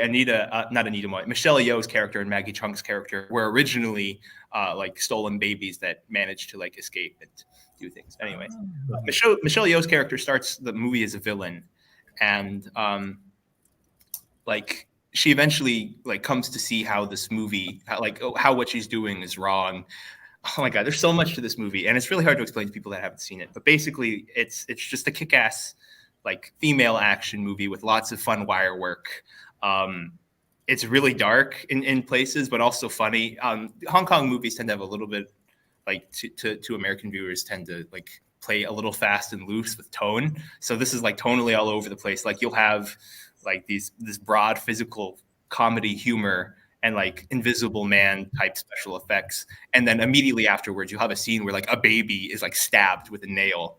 Not shown in like graphic detail, but like you'll have crazy shit like that happen. Wow. Like yeah, the way that Hong Kong looks in this, it kind of looks like a Joel Schumacher movie. I don't want to make like reductive comparisons because they're not entirely accurate. But if I were to like analogize this to an American film, I might say that it's kind of similar in tone and look to like what a Joel Schumacher Batman movie, or like maybe like a Tim Burton Batman movie too. There's some crazy stuff in here. I'm not going to spoil like the stunts or like how the fights turn out, but it's fun. It's silly. It has like that Hong Kong energy verve to it that I really love. And it's very strongly directed. Like Johnny To, he makes like genre movie action fare like this, but like he's also just an incredible director, like extremely precise. He has like incredible formal control, and you'll see that in movies like Throwdown and other stuff that he's done, sort of in the heroic bloodshed genre. But I couldn't recommend this movie enough. I love it. It's available to watch on YouTube just for free. Somebody just posted it there, but it's in a terrible English dub done by Miramax. So if you can watch horrible English dubs, I would recommend you go for it. Is it in Cantonese? Huh? It's Cantonese, right? It's Cantonese, yeah. There's so much more I could say, but I'm already kind of rambling. I had all these like nice notes to try and organize my thoughts, but I just started spewing shit. So yeah, please. If you took away anything from that, it's amazing. You have 3 gorgeous leading ladies that do cool kung fu superhero shit. It's awesome. Yeah, go watch it. It sounds very interesting. I definitely am interested to check it out. Yeah, it's good. It takes a little getting used to. But yeah. Have I convinced you, Jack? I know that was a lot. Oh no, you've definitely convinced me. If I can find it not with a terrible English dub, then I will definitely try to see it. Yeah, it's there. I don't want to encourage anything illegal, but you know, if you look hard enough, you will find it. Fair enough. Since you guys haven't seen it, my own personal opinion is it probably should go in A tier because there are issues with the movie. Like there's a lot packed in and it's messy. Like from a narrative standpoint, but with a lot of these action films, like that doesn't matter. It doesn't matter. It's just like every action, and so I would be comfortable putting it in the bottom of A tier or like the top of B tier, but that's up to you guys. I guess. The way you talked about it, I think I'm cool with putting it in A. You, Jack? Yeah, I'm cool with that. To be fair, I think it's better than Rogue One and Kill Bill Volume 1. Like I like it better, but I'm willing to make some compromises here. Yeah, no, it's totally cool putting it there. Okay. Okay, let's move on to Lady Snowblood. This one I have heard of, but I just haven't watched it before. Okay, same. All right.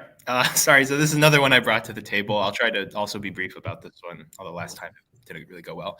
I think this movie is probably okay. Let me start from the beginning. This movie is a revenge film from Japan, starring the fabulous Meiko Kaiji, who is this Japanese actress that was in a lot of exploitation movies that were being made in Japan in the 60s and 70s.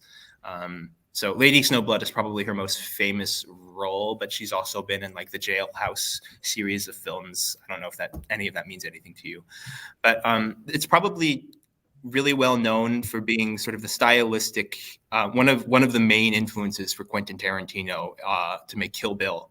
The whole Meiko Kaiji character, that's basically Oren Ishii.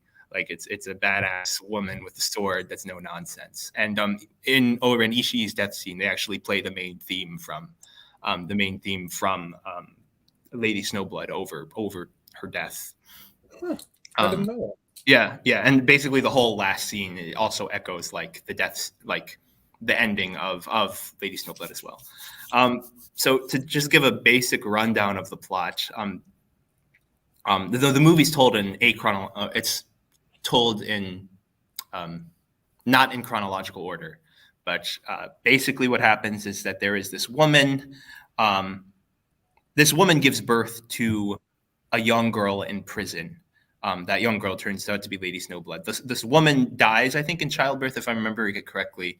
But what had happened is that there was a group of 4 men that killed her husband and her son, and then sexually assaulted her, raped her. And so what the woman does is she's able to seduce prison guards in the prison that she's in, because she killed one of the people, I think, if I remember it correctly, that like attacked her, but then she went to jail for it.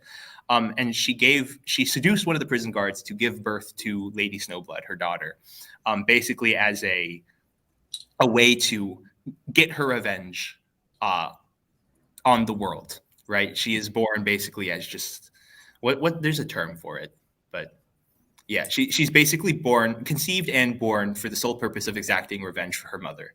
And the rest of the movie is Lady Snowblood, fast forward 20 years, who has turned into this sword wielding assassin, hunting down the rest of her mother's rapists. And I won't spoil exactly how that turns out, but this movie is very, very bloody, not unlike Kill Bill. Kill Bill really goes for the blood.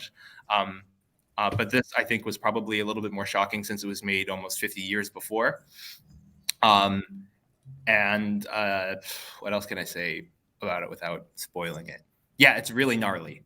It's really gnarly, and it's also like it's sexy. It's not like gratuitous, with its sexiness. Like they're not like sex scenes or anything, but it's just you expect exploitation movies to be kind of grimy, and this one, I don't know. I think it's very sexy. I think Meiko Kaiji is amazing in it. It's one of my favorite like female performances in an action film.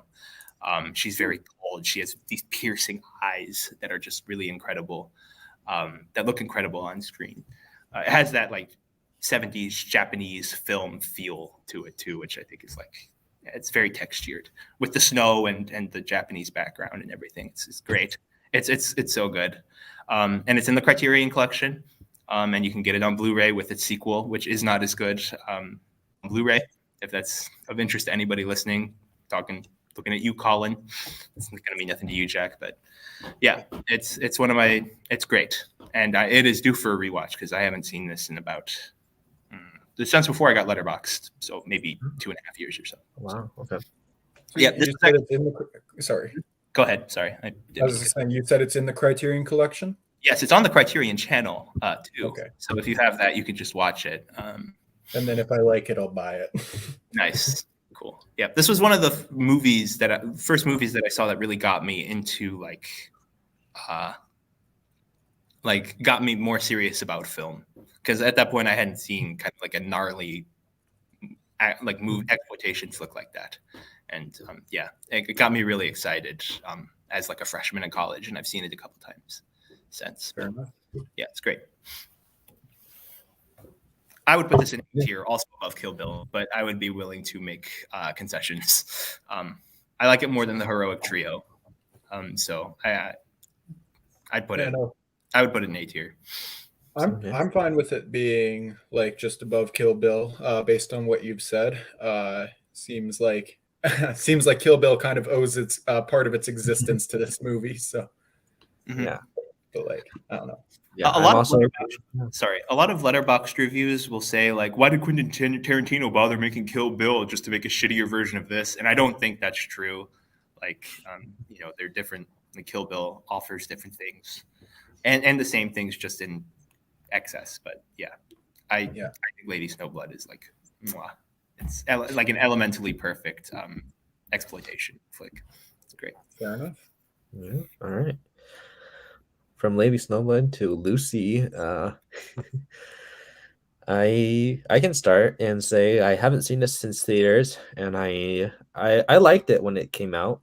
So I think Scarlett Johansson does a good job, and And it's an interesting concept, but I feel like it doesn't do a whole lot with it. I feel like it could be even cooler with what with the concept. Um, Jack, Yeah. do you have anything? I haven't seen this movie in like a fair few years, but from what I remember, I put this as like fairly mediocre. So yeah, and nothing like really memorable about it, but nothing like truly damning like the Yeah. 355 or Supergirl. Mhm. Supergirl. So yeah, can't complain about Scarlett Johansson though. She's good in most things. When you said Supergirl, I saw you have like a Vietnam flashback, just like Just just a couple. Just yeah. Okay, I've also seen Lucy. It's been a little while, and when I saw it for the first time, I did not enjoy it. I thought it was mediocre as well. But when I did see it, I did think that like the concept was kind of fun. Like the movie is batshit insane. Like okay, like a basic plot synopsis for people that are watching or maybe listening to this later that don't know what Lucy is. It's about a woman that's living in China, Taiwan, something like that. That's like working as a drug mule for this drug that's derived from like some kind of hormone that's produced by like pregnant women to give their like unborn children brain power. It's bullshit. But yeah, she has like gets a bunch into her system and becomes like this telepathic, you know, entity. Like she gets like This these is percentage of brain power. yeah.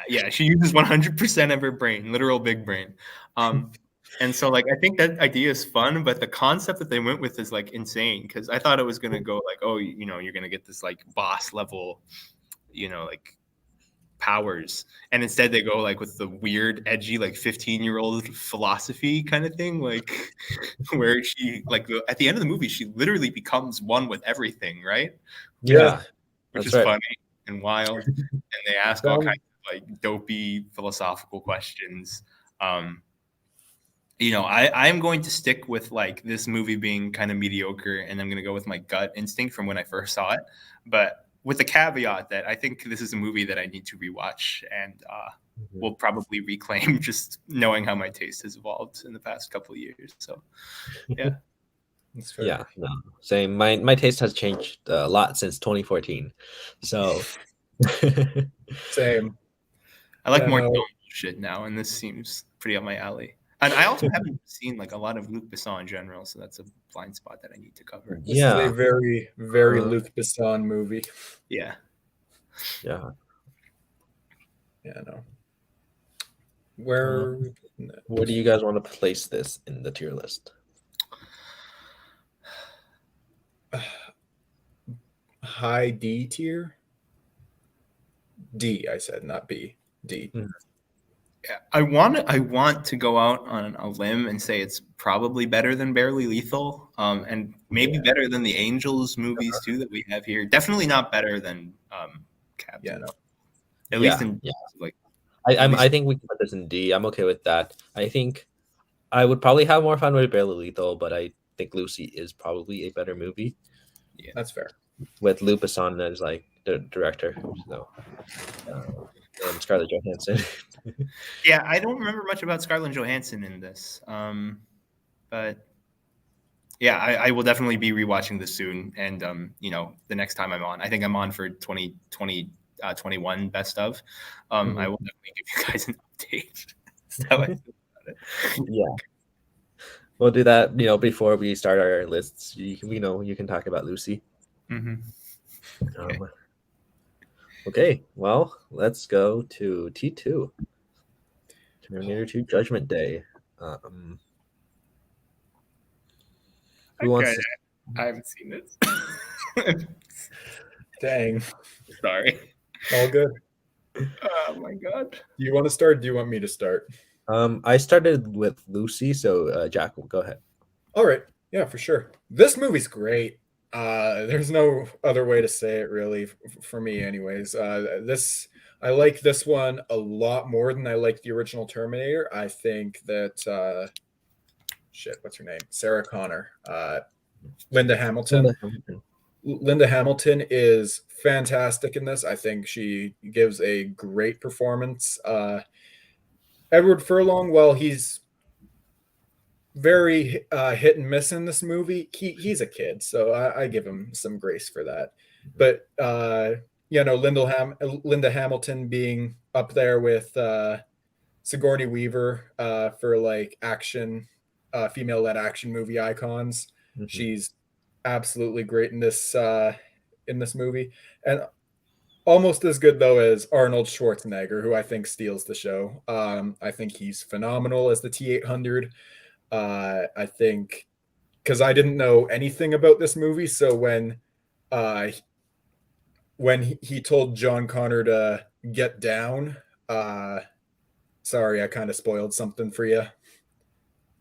That's okay. When he told him get down, I was like, oh, wait a minute, this is different than the first movie. So I was kind of little blown away by that little twist that took there, but it's a very, very good movie. I think it's probably my favorite James Cameron right now, just above Alien. I would agree with this being my favorite Cameron. Yeah, but yeah, I think it does everything that the first one did and improved on it. So especially with Arnold Schwarzenegger and the visual effects. Well, yeah, it was made a little bit later. The visual effects look better for the T-1000. They look better than some movies released today, and this was in 1991. Oh, for sure. Yeah. All right. So I actually watched T2 when I was younger before I had actually seen the Terminator. That's fair. So then I think I watched the Terminator maybe for the first time, I want to say maybe like 2018, 19. And then last year I watched all the Terminator movies, most of them besides Genesis, because that wasn't streaming. But I mean, Terminator 2, I think it's just like a pretty much perfect action movie. I feel like it does everything right. It improves on the first one, and like Arnold Schwarzenegger is fantastic. Like as the Terminator, he just really makes that his own. And you know, one of the greatest female action stars, Linda Hamilton, Sarah Connor, like one of the best female action, characters. And Edward Furlong, he's just a kid. He can be a little annoying at times, but I can give him a pass on that. And I think his relationship with the Terminator also creates some touching moments. So I really like that part. I don't want to say too much about spoilers because John hasn't seen it, and I think you should. I don't want to spoil this movie for you, but Robert Patrick as the T-1000, he's great too. He just creates this menacing atmosphere whenever he's on screen. So he's great. And then the score for this also, I really love the score too. It's just like that synthy vibe to it works really well with all the action. Absolutely. This one's an S tier for me. I think absolutely. Yeah, no, this is an S tier for me. I think it's above Aliens personally. I agree. Yeah. That's no qualms from me. It has a reputation for being one of the best, American blockbuster films, and I'm sure that's for a reason. I've never heard anybody say anything bad about it. So, yeah. I feel bad. It's like the two S tier movies we have are just like, John, you haven't seen them. But they're S tier. That's all right. That's a reason for you to see them. Honestly, that's really embarrassing though, like that I haven't seen either of those. Yeah. I mean, to be fair, I saw both of them for the first time last year, so you're not like it's no big crime. Yeah, no, I have maybe 2 years ago. Like I've seen maybe like almost 2,700 movies, and the blind spots that I have are like, frankly, just like what I don't understand. Anyway, go ahead. All right. Well, I guess we can move on to the next movie, Catwoman. All right, I'm out on this one too. I haven't seen it, so Good. okay. Well, this movie, it's been a while since I've watched this, but oh my God, Cheetah's direction is masterful. Like when the movie starts off and like it fakes out death for Patience Phillips, and it's like, this is a story about how I died. It's just amazing script. It's Patience Phillips' story is just like one of the best characters on screen. All right, I can't do that any longer. But a cat burps in her mouth and she comes back to life. Yeah, this before I got to bring up the orange cat counter to 7 now. Yep. But this movie is really bad. But I think sometimes there's some stuff that's like you can turn off your brain. You can drink like with a group of friends and you can have fun making fun of the movie because like it's so bad to the point that like the basketball scene, the editing is insane, but like it's so stupid, but so much. I think like you can have a fun time. There's the whole bit about her handwriting and like with the coffee cup and the bag that Sharon Stone's terrible too. She's the main villain and she's like phoning it in and her character motivations are also just really dumb. I mean, nothing about this movie is great, but there's nothing good about this movie. It's awful. Sorry. Go ahead. No, I was gonna pass it on to you. Sorry, that's my bad. This movie's shit. I don't know how else to say it. This movie is just awful. Longest, I want to say 90 some minutes of my life. It's just terrible. Look, if you want to watch this movie, but you don't want to watch this movie, go to YouTube and look up Catwoman pitch meeting, because that will give you everything you have to know about it, and it's a lot more entertaining. It's just, this movie's kind of terrible. I think that Halle Berry 100% deserved her Razzie.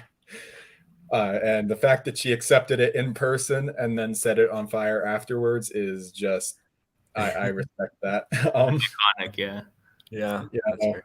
That is, it's just terrible. Benjamin Bratt just seems, that's his name, right?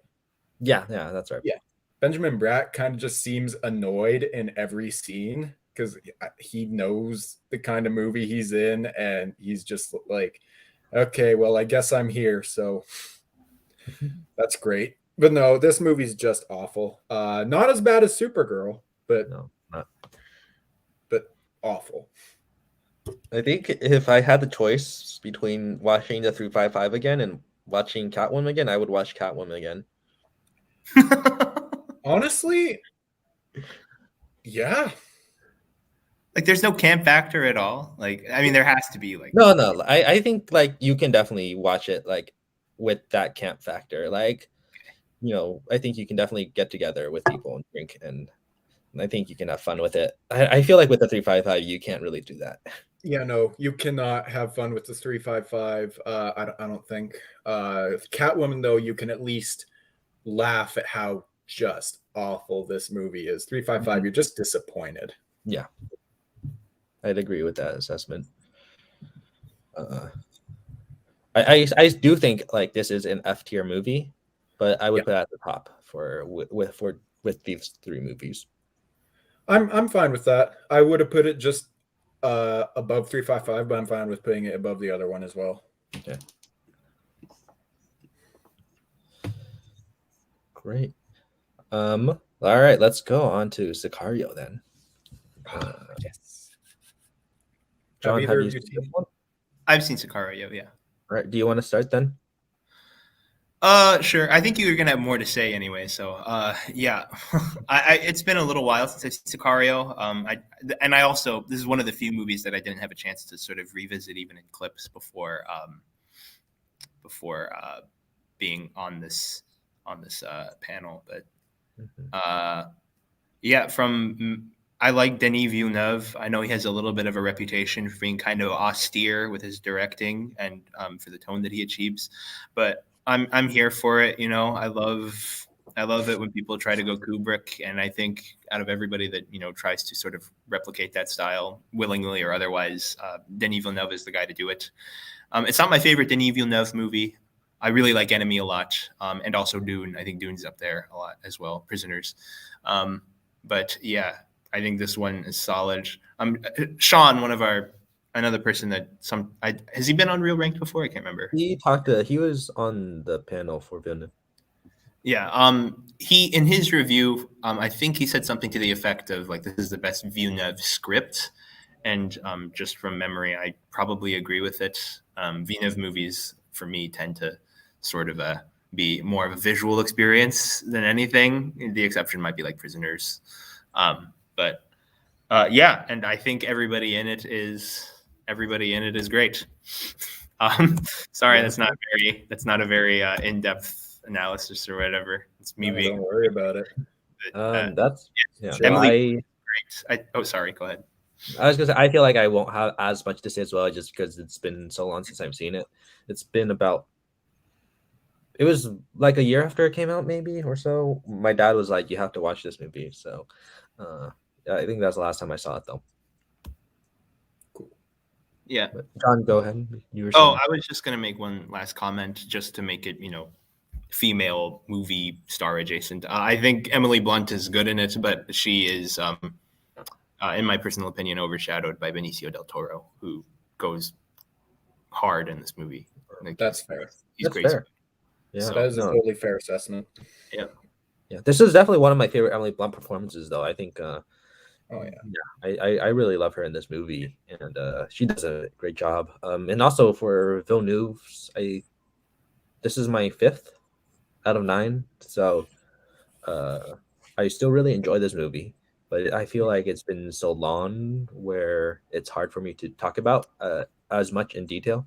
Mm-hmm. But I just remember it like really sticking with me, like when you get to the end. I really need to rewatch this.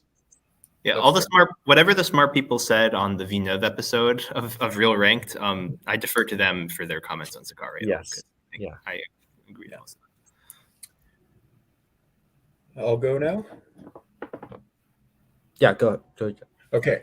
This movie's great. I get like if people aren't like huge fans of it, but this is my second favorite Villeneuve movie because Prisoners exists, and that's in my top 10 just movies. It's my number 10, but this movie's phenomenal. I think Emily Blunt has never been better in a movie. I think this is easily her best performance.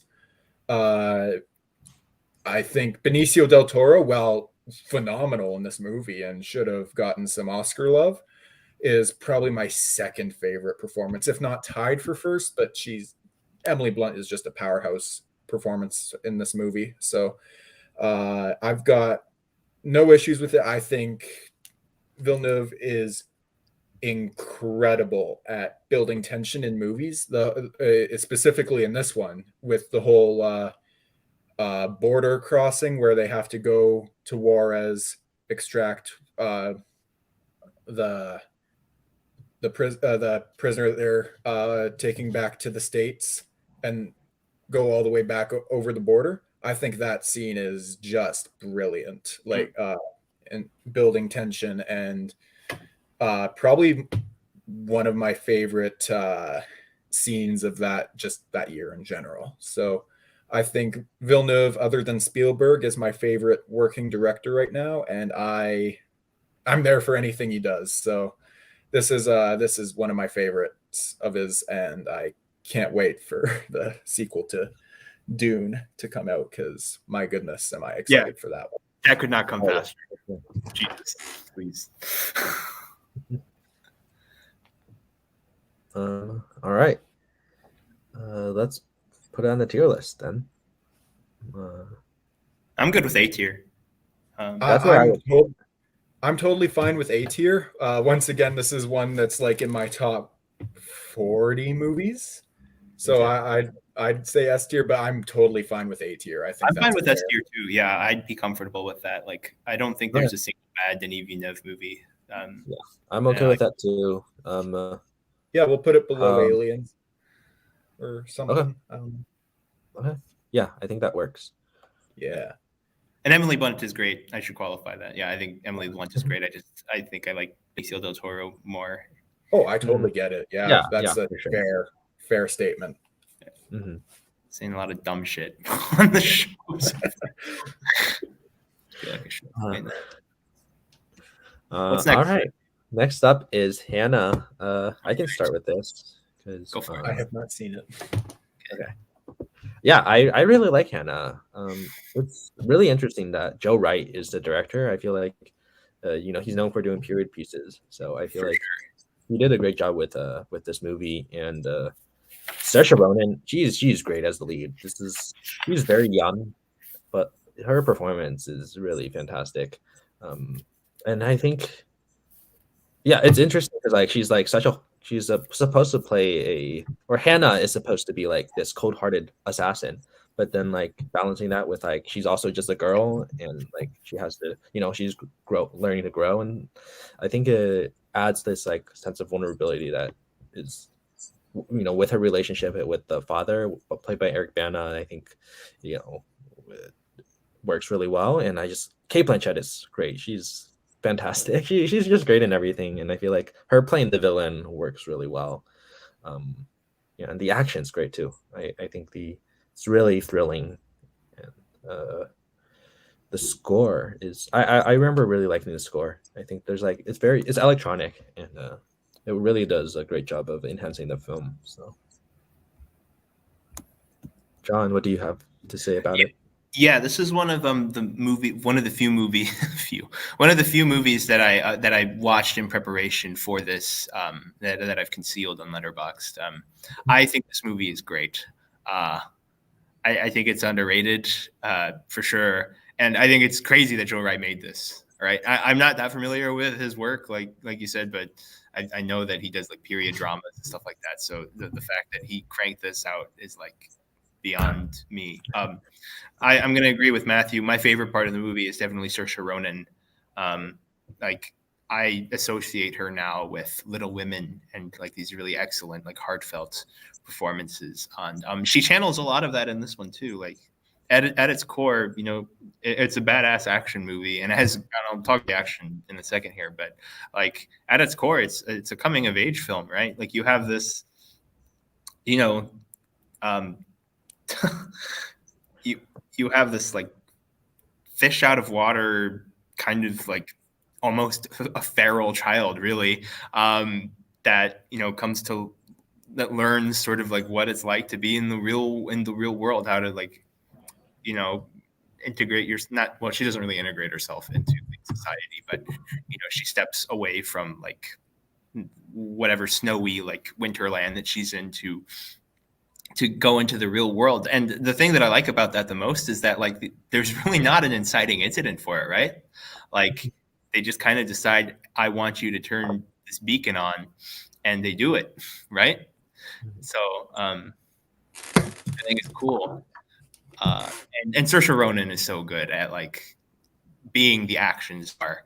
I don't know how much of the stunt work or the action that she did herself, but in any case, she carries herself incredibly well as the action star, but also as like kind of a vulnerable, as a vulnerable like just teenager, that doesn't really understand the world around her.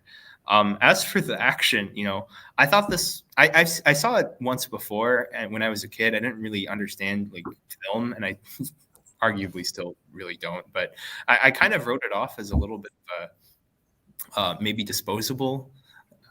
Besides like some performances and some like wild scenes, but like this thing is really well put together. Like I was really surprised.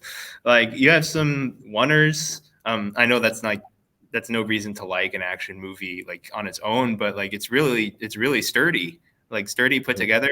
Like the action is very fluid and it's legible. Like you understand what's going on, and it's pretty brutal too and convincing, I thought. God, that scene where she like in where she does, that. You know what I'm talking about, Matthew? I know what you're talking about. Yeah. Yeah, I don't want to spoil it for Jack if he hasn't seen this, but yeah, like that was an awesome scene, and all of the action, that comes after that as well, the chase and like on those like storage containers thing, like it's very exciting, and a lot of it I think has to do with the score. The score is talked about a lot to death.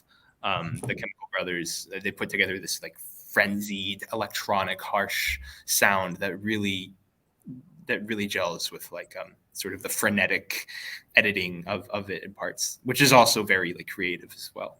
Like, like there's a couple fun transitions where like she disappears. She does the whole Jason Bourne thing, where like she'll be somewhere and then the light goes off and then she's gone. Kind of like the Jason Bourne like running behind the van. You know what I'm talking about? But yeah, it's just awesome. And Saoirse Ronan was so young when she did it, and she was so good. Yeah. And I wish she would do more of this kind of stuff. I don't think we'll see a Saoirse Ronan action movie soon, but I hope so. My fingers are crossed. I know that there's a Hannah TV show, like there's a television show that's airing on like a major network, or was airing on a major network. There was a TV show in Prime, Amazon Prime. Oh, okay, Prime. I can't imagine it's as good though. I don't know. I did hear good things about the TV show though, but I didn't watch it. So, Yep. So yeah, that's Hannah. Great. It's really great. I like it a lot. All right. Where do you want to put this on the tier list? I think the highest I'd go is A. Probably not more than the heroic trio. So either high B or low A. Yeah, that's about where I want to put it. Okay. So let's put it in high B, and then we can, I think I do think I think that's good. Yeah, sure. Okay. All right, we're almost there. Not really. Like a third more to go, but we can do this. We're almost there. Red Sparrow is next. I have not seen that. Neither have I. It's all you, Matthew. Go for it. It's just me. I think this is like it's a slow burn, but it's really, really interesting how Jennifer Lawrence is very good in the lead. I mean, I'm like I don't want to say too much since you guys haven't seen it, but I do think it's worth checking out. It's a very interesting spy movie. Like a lot of people said that this was just like Black Widow, and I can definitely see that, but it also kind of has its own thing going on.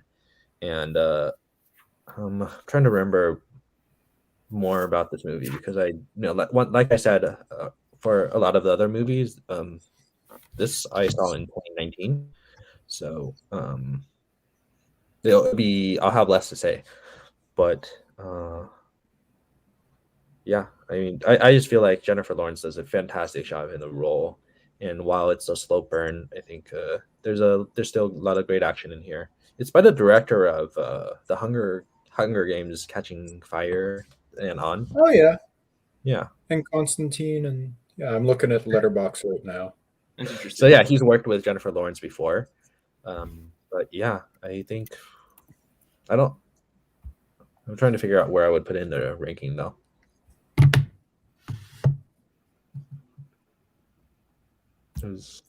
It's kind of, well, when I said it's like Black Widow, it's like she's a spy, but she goes to this like private school that like turns people into spies, and so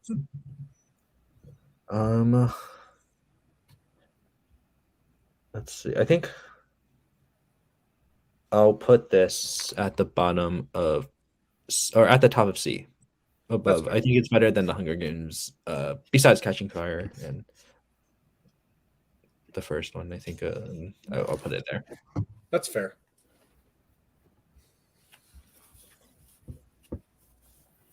Sorry, I was also looking at Letterboxd and I just saw that like everybody that usually watches the show live just got out of Licorice Pizza, so I was scrolling. I see. Yeah. Right. Let's go to Alita Battle Angel then. I have seen this one. I haven't seen it, but it looks extremely my shit. You have James Cameron, you got anime bullshit, yeah, that's all me. But take it away. All right, Jack, go ahead. Yeah. Okay. Yeah, no. I came to this movie really late. Just like late last year, actually. I saw it for the first time, and I had a blast with it. Anytime you've got Christoph Waltz in a movie, that's automatically a win. For me, same with Jennifer Connelly, and they're both in this, so that's already. And Mahershala Ali. This is actually a stat cast now that I'm thinking about it for more than 2 seconds. Yeah, no, visuals are pretty good in it. There's a couple things that could have been done better, but overall, I think this was a lot of fun, and I'm really sad that we're not going to see a sequel to it because that's not going to happen, which makes me sad. But it's up there as my favorite of. I think Robert Rodriguez directed this. I think it's my favorite Rodriguez as well. I mean, okay, it's probably my favorite out of the few of his that I've seen, but I will always, and I mean always, have a soft spot in my heart for the adventures of Shark Boy and Lava Girl. I knew that's what you were gonna say. Same, me too. We all do. It's fine. That's my childhood right there, which is kind of sad. But no, that's a good movie. No, but this movie's fun, and the roller is it rollerball? Yeah. What's that? Rollerball, right? I think it's rollerball. That sounds right. Yeah. Yeah, that sounds right to me. That rollerball. There we go. That rollerball scene in it, where Alita's actually like part of it. That scene's epic. Like that's a lot of fun to watch. And I can't think of the actress's name, but she's solid in this movie. So Rosa Salazar, right? Rosa Salazar. Yeah, she's great. I think she does a great job as Alita. Motorball is Albert in the comments. Motorball. Yeah. Hi, Albert. He said Alita is good until the ending, which I would agree with that. I think just the relationship with the boyfriend guy, it's definitely a little bit weak for sure. Yeah, it's a little underdeveloped. It could have been done better. But I had a lot of fun watching this movie. I went in with zero expectations, and I just really kind of fell in love with the world that it built. And I think like all the action was really exciting. I think Rosa Salazar, she gives a great performance. I think it's like one of her first roles. So or at least from my memories, like I haven't seen her in anything else before it. So she really stood out. And Christoph Waltz is just amazing. I think he's just great in everything. He's such a charming guy in the movie. So I feel like Connelly and Mahershala Ali, they kind of phone in their performances a little bit. Yeah. But I did really find the action exciting, and I do enjoy this a lot. I wish we would get a sequel because they set up the ending for a sequel, and it's probably never going to happen. Yeah, kind of depressing. Where would you put this, Matthew? This is an A tier for me. I really enjoyed it a lot. That's fair. I'd put it like on the high B tier, but I'm fine with putting it in the A tier. Okay. I think we can put in. I don't know, John. How do you feel? I haven't seen it, so I can't really make a judgment there. I'll leave it to you guys. I'm fine with putting it in A tier. Okay. I think we'll put it in the bottom just so because John, you haven't seen it, and I haven't seen the Hero Trio, so I don't feel like I'll put it above any of these. This is one of the wildest looking tier lists I've ever seen. just where things are. Okay. Let's just move on to the two Wonder Woman movies. Let's start with the first Wonder Woman.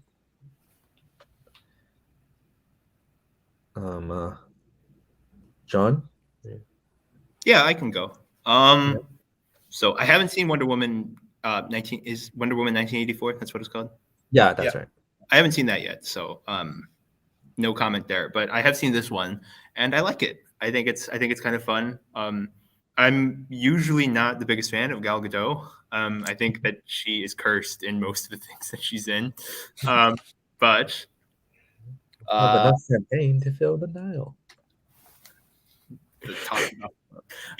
But I think I like her in this for whatever reason. I don't know. I think maybe just because I think the Wonder Woman like concept, at least how it's realized in this film, is cool. And I think also partially because I think she has really, really great chemistry with Chris Pine, who is an actor that I really love. You know, like in a platonic way, of course. Yeah. Maybe.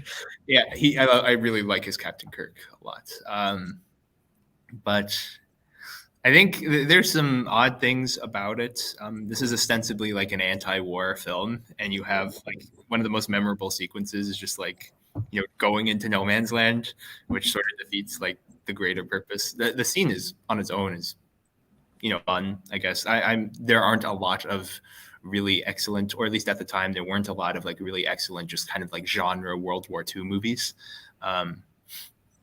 That were just sort of like fun popcorn fodder. So they're more now, but yeah, that was fun. The score is great, or maybe not the score, but at least like the main theme. It's one of the most unique sounding themes in a superhero film that I can think of. And really the only like superhero related theme besides maybe like the Avengers Portals theme, whatever, and Batman that I can like really replicate, you know, vocally. There's that, and it's really fitting for like the movie as well tonally.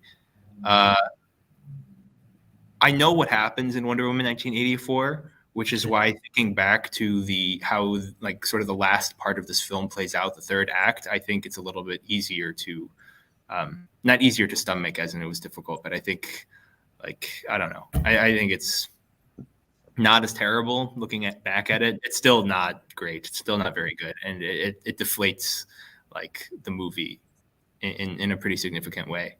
But yeah, I mean, as far as like superhero films go, again, that's not really my wheelhouse, but I enjoyed it. I liked it a lot. Mm-hmm. Maybe not a lot, but I liked it more than other DCEU films that I've seen. So yeah, it's up there. I would pretty much agree with most of what John, most of what you were saying. I think her relationship with Chris Pine is great. She, their chemistry together is really good, and I think the CGI battle at the end, it does drop it down quite a bit for me as well. And even on rewatch, I feel like that's the main thing that like I feel like I didn't like as much, and just the whole Ares reveal, I didn't really care for. Yeah. So, but I do really like the No Man's Land scene. Is just I think it's great. I think the action is also really creative. And the score really stands out. Like the Wonder Woman theme, which you hear first in BVS, but I do really love that theme. I think, there's a lot of slow motion though, I think, but it kind of works, and I like the Themyscira, the world of that that location. I think it's really cool, and then also just London, I really like that place too, and I feel like John, you've said most of what I wanted to say. So okay, sorry, I didn't mean to steal your thunder. No, you're good. You're good. Okay. Yeah, no, like, that's why we like switch off. So like in case some people can have more to say.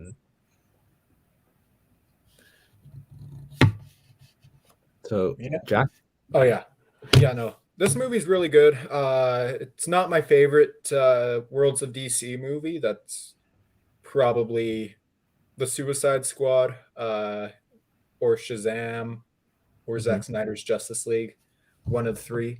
But it's still really solid. I think Gal Gadot gives a pretty solid performance as Diana. Like, honestly, one of her better performances. Not to besmirch her performance in Fast and Furious 6 or Fast 5 or Red Notice. Red Notice. Haven't seen Red Notice yet, but you don't have to. That's what I've been told. But no, we'll see. Yeah, no, this movie's really good. It's got a great scene with No Man's Land run. But it kind of falls apart with the whole Ares reveal for me. But it's a good time. I think Chris Pine is good in most things he's in, so that's always a win if you've got him given a solid performance. So yeah, I got no real complaints about it. Yeah. All right. For me, I would put it at the bottom of B tier. Yeah, for me, I'd put it just above Birds of Prey, but that's whatever. I would say it belongs in B tier. I don't think it's better than Hannah or Kill Bill Volume 2, but I would put it there just relative to the rest of the list. So Okay. Where'd the list go? Oh, is that the Alfred Hitchcock Blu-ray box set on your? Yeah, it is. It's over here. Yeah, that's nice. Right between 2001: A Space Odyssey and the 6-film Alien collection. Yeah, I was looking at your Blu-ray shelf. You got some heat on there, I think. Oh yeah, well, I've got the Universal Monsters down there. Oh, Yojimbo nice. and Sanjuro down there. Nice. Nice. So yeah, I'm avid Blu-ray collector. Yeah, I'm a poor college student, so I don't I don't have many opportunities to do that nowadays. But yeah, that's fair. But this is probably actually no, because I own the Lord of the Rings trilogy. But this is my favorite Criterion movie that I have, and it's Portrait of a Lady on Fire. So yeah, I've heard that's like a big favorite of yours, and I agree. That movie's great. Yes, one of my favorites of that year. Absolutely. I told John about our possible team name, Portrait of a Baby on No. We are anyone can cook. And look, when you say, Jack, we need a team name, or when Coho throws us together in the middle of the night and says we need a team name, I go with the first thing that comes to my mind. And that was not the first thing that came to my mind. That was like an hour and a half into things that came to my mind. So I was already running on empty. All right. Cooking's better. Where should we put this? Let's put it bottom of B tier or somewhere like that. I'd say. Yeah. That works. Yeah. Okay. All right, let's move on to Mad Max Fury Road. Did you want to do the other Wonder Woman movie or not? Yeah. Actually, let's go to 84 then. All right. Jack, do you want to start with this? Yeah. One? This one was I'll start. This one was a little disappointing for me because of how much I actually do like the first one. But Pedro Pascal is solid in it, as he is in everything he's in, especially Game of Thrones season 4, which I also have on my Blu-ray shelf. But he's great in it. Gal Gadot is less great in this one as she is in the first one, but it's still better than most DCEU movies. So I won't hate it too hard, but not one of the better ones, that's for sure. That's fair. Yeah, I mean, I have this above 3 other DCEU movies, so that's fair.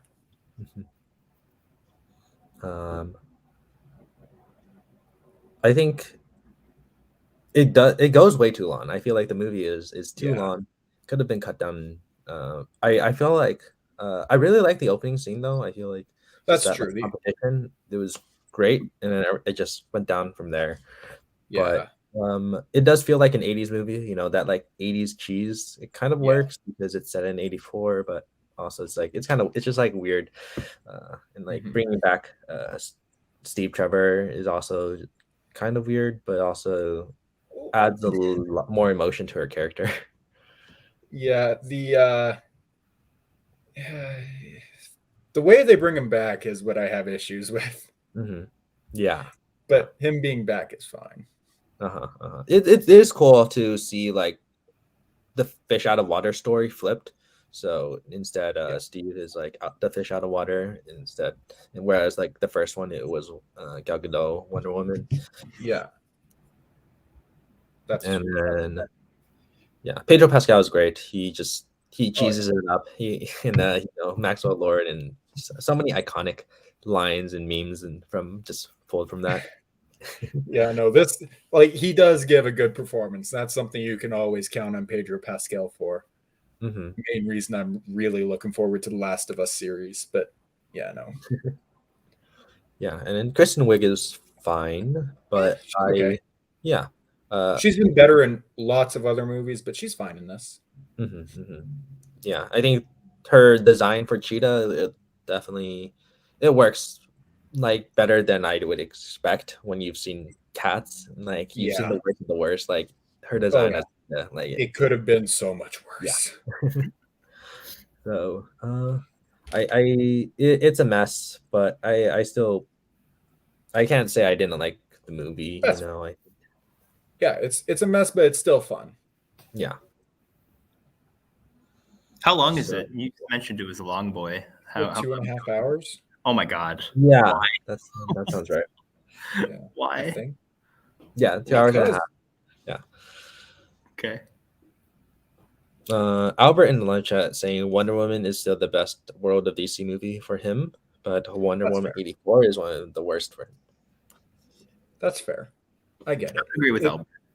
Yeah, I think it's probably up there. I like the Suicide Squad a lot, though. The Suicide Squad. Yeah, not Yeah. Suicide Squad, but the Suicide Squad. Yeah. This is definitely on the lower end of DC EU for me. Yeah. Where do you want to put it on the tier list? I mean, I'm thinking below Captain Marvel, but I haven't seen any of the Charlie's Angels, so I don't know how far I think above that's or below fine. I want to put it. Yeah. I think I would put it. I think that's fine. I think that works. Yeah, that works. All right, let's move on to Mad Max Fury Road then. And I guess I know, John, you have not seen this one. Yeah, this is another really embarrassing one on the Letterboxd video store challenge list that I made for this is my Canley's thing. This is my number one biggest movie blind spot watch of the year, so that will be taken care of soon. But this is the last one that I haven't seen, so True. Awesome. Yeah. There's a few coming up that I have not seen. Yes, same. I think the rest until the end I haven't seen. So yeah, probably the same for me. I'll start with this one because I don't want to say too much so that John hasn't seen it. But no, go for it. Go for it. Don't worry about me. Just go for it. I think this is the first Mad Max movie I've ever seen. I haven't gone back to the other ones, but so this is the first time I've ever just been a part of this world, and I think that just really does an interesting and captivating job of like showing us like this apocalyptic story and really unique character designs and like the landscapes, and also there's like the use of no CGI really enhances the movie, and like Tom Hardy is the title character, but this is like Charlize Theron's movie. Like, absolutely, he's so good as Furiosa and like creates such a amazing strong like female lead, and it's I mean there's just like really I feel like there's not a very strong story, but like the world is so interesting, and like just watching all these characters like and their dynamics, and like just like she needs to go from one place to another and then go back. It's like seeing these characters, following these characters, like makes it really interesting. For sure. Yeah, no, this movie is really solid. I'm not as big a fan of it as lots of people are, but it's still like a great movie. So it's visually gorgeous to look at. There's some solid performances, especially from Charlize Theron. The chase scenes are all pretty epic. Like the one in the sandstorm is like brutal, but also somehow like kind of gorgeous to look at.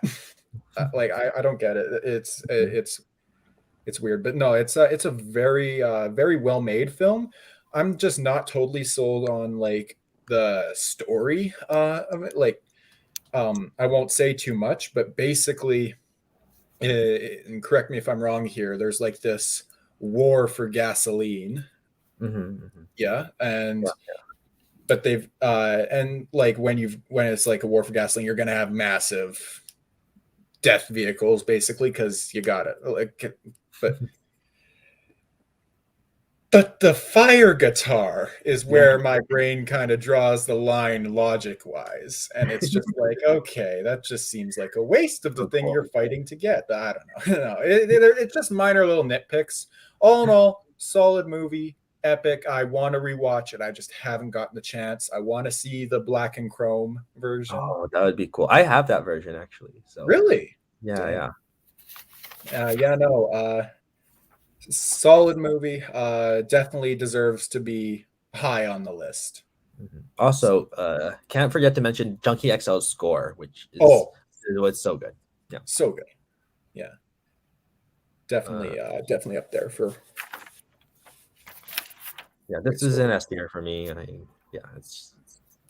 I'd put it. I'm fine with putting it S tier, but personally, it'd be like A tier for me. But I'm fine with putting on the S tier. If we're in S tier, then I'll put it below Sicario. So yeah. Fair. Yeah, no, I totally get. Like, I understand why it's on S tier, but personally, I put it on A tier. But I'm cool with it on S.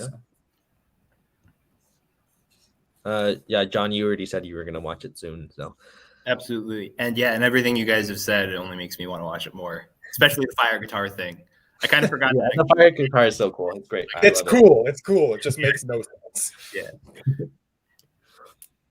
All right. So next up, we have "Come Drink with Me." Yeah, I don't know. You guys didn't have a chance to watch this one, did you? No. Okay, I'll break since we are running a little long, almost 3 hours. Okay, yeah, this is a wuxia film from, I believe, 1966, by the Chinese director King Hu, who mostly worked in Hong Kong. King Hu is just, I'm just gonna put it out there. King Hu is quickly becoming one of my favorite directors ever. I loved this movie when I watched it. I didn't really key into it until this is another one that I rewatched in preparation for this. It's not a movie that I really keyed into until the second time I saw it, but I watched another one of his films, one of his not more heralded one, because this one is like considered one of the greatest Hong Kong films of all time. But I watched another one of his films called Dragon Inn, and that movie floored me, absolutely floored me. I was hooked, and it was my favorite new discovery of last year that wasn't a new release. Anyway. The plot is fairly simple. So you have this gang of bandits in sort of rural China, this mountainous part of China, that is trying to free their leader and attacks this convoy. And in the process, they capture this high-ranking military official's son. And this military official sends his daughter, Golden Swallow, played by Chung Pei, who I mentioned earlier in the Mulan, and when we talked about the 2020 live action Mulan, to go and retrieve him, and that's basically the film. This is a wuxia film. Wuxia, it's kind of like I don't want to give a definition because I don't really have like the cultural capital really to say something definite, but it's a genre of martial arts film and also just art in general. It's a genre where like the martial arts are, it's stressed like. You have a lot of wire work and stuff in it. Like there's a more formal definition, but really what you need to know is that it's usually like a period piece kind of thing. And you have a lot of wire work, wire fu, a lot of like running on top of trees and that kind of thing. Lots of sword play too. What am I going to say here? Yeah, I love this film. This is an incredible and just an incredible movie. It is just first of all, it's gorgeous. It is really truly beautiful. A lot of this is produced by the Shaw Brothers, which was like one of the dominant studios in Hong Kong from the 1960s to the early 80s ish. And it's just, they're famous for having gorgeous sets, and very little of this takes place on like a sound stage, but it's gorgeous. It's beautiful. It's reminiscent of like how Sergio Leone might shoot like the desert, or any number of beautiful shots that are from like The Good and the Bad and the Ugly or Once Upon a Time in the West is comparable to this. And also like the fighting in it is comparable too. Like it's a lot of sword play, but it's very violent. It's more graphic than it was, than people were accustomed to in 1966. But it's also like really beautiful and almost framed the same way too. Like a lot of it takes place in the frame. It's very quick violence. It's really about sort of the build up to. I didn't say any of that really well, but anyway, Chang Pei Pei is my favorite part of the film because Hong Kong had the female action star really before a lot of other cinema industries did. Female swordsmen have always figured in like Chinese sort of literature for a long time in folktales and stuff like that. And the Chinese, put women, in these like action heroine roles as early as like the 1930s. And this is really a breakout for that kind of genre.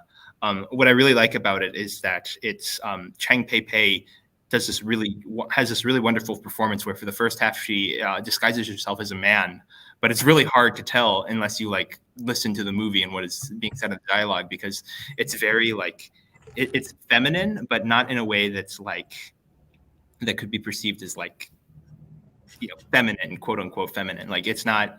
I don't want to say problematic, but it's not like overtly feminine. It's very controlled and powerful. She's very calm and at ease. And it's just a really wonderful performance. King Hu has always put like really badass women as the action heroines in this film, in his films, and he always makes them out to be these very capable, skilled martial artists, which is something that I find really great. There's so much more I want to talk about this film. The fact that this could potentially be one of Jackie Chan's earliest screen roles as like a little child.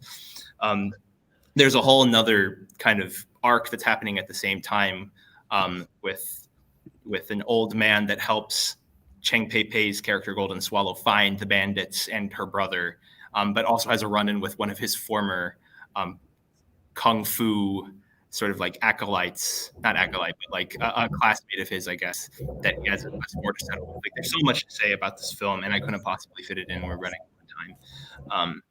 Gosh, this is just me rambling, but it's an incredible film. It may look a little bit dated, but it's gorgeous. Like I said with Lady Snowblood, it is elementally perfect for its genre. It's like the perfect wuxia film. This belongs in S tier, and I will not negotiate its placement. If you don't put it there, I will not be pleased to do that. And that's the only film in this chat where I will say it belongs there. So, yep, okay. Do it, Matthew.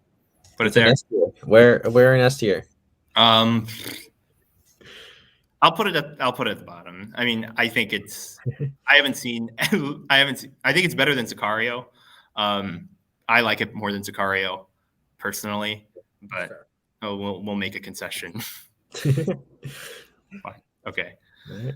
Gosh, there's so much I want to talk. Like I could do a whole separate podcast for that film, but I'm tired and now just rambling at this point. So yeah, let's move on. All right.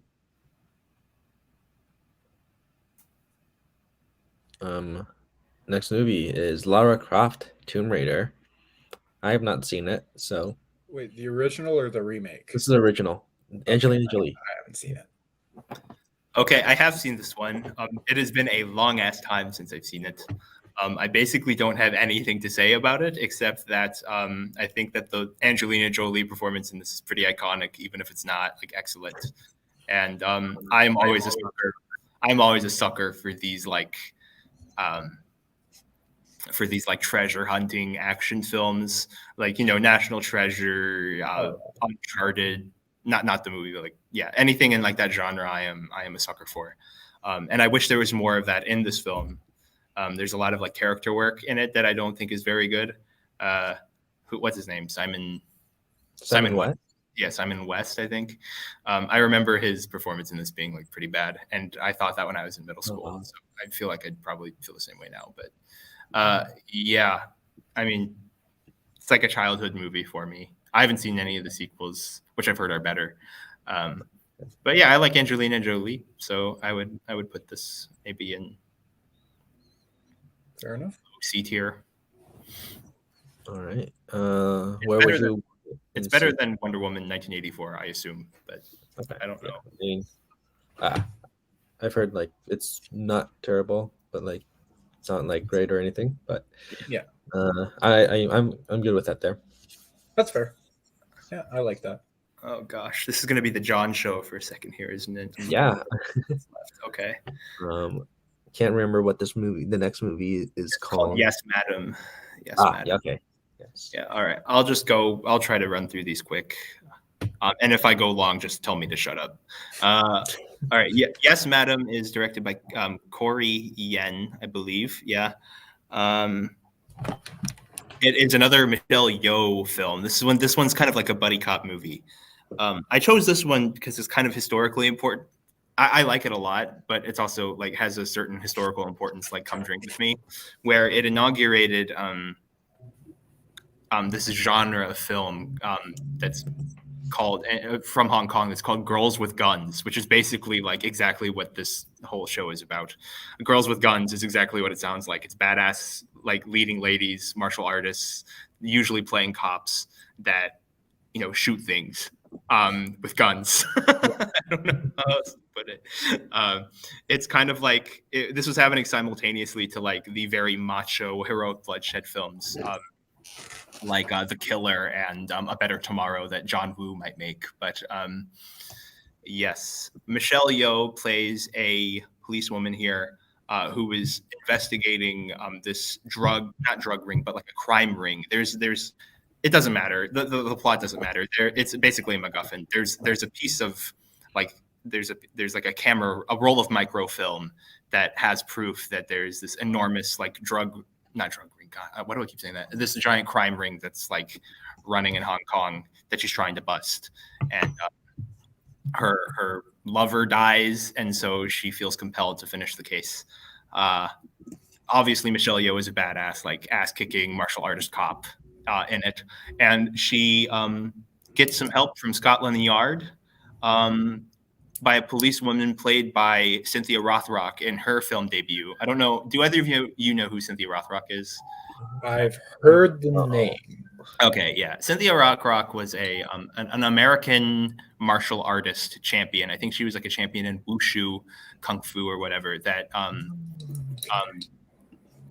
D&B, which is the production company that made these films, run by the unfortunately named Dixon Poon, basically saw her at like a competition in Hawaii and was like, I want her in movies.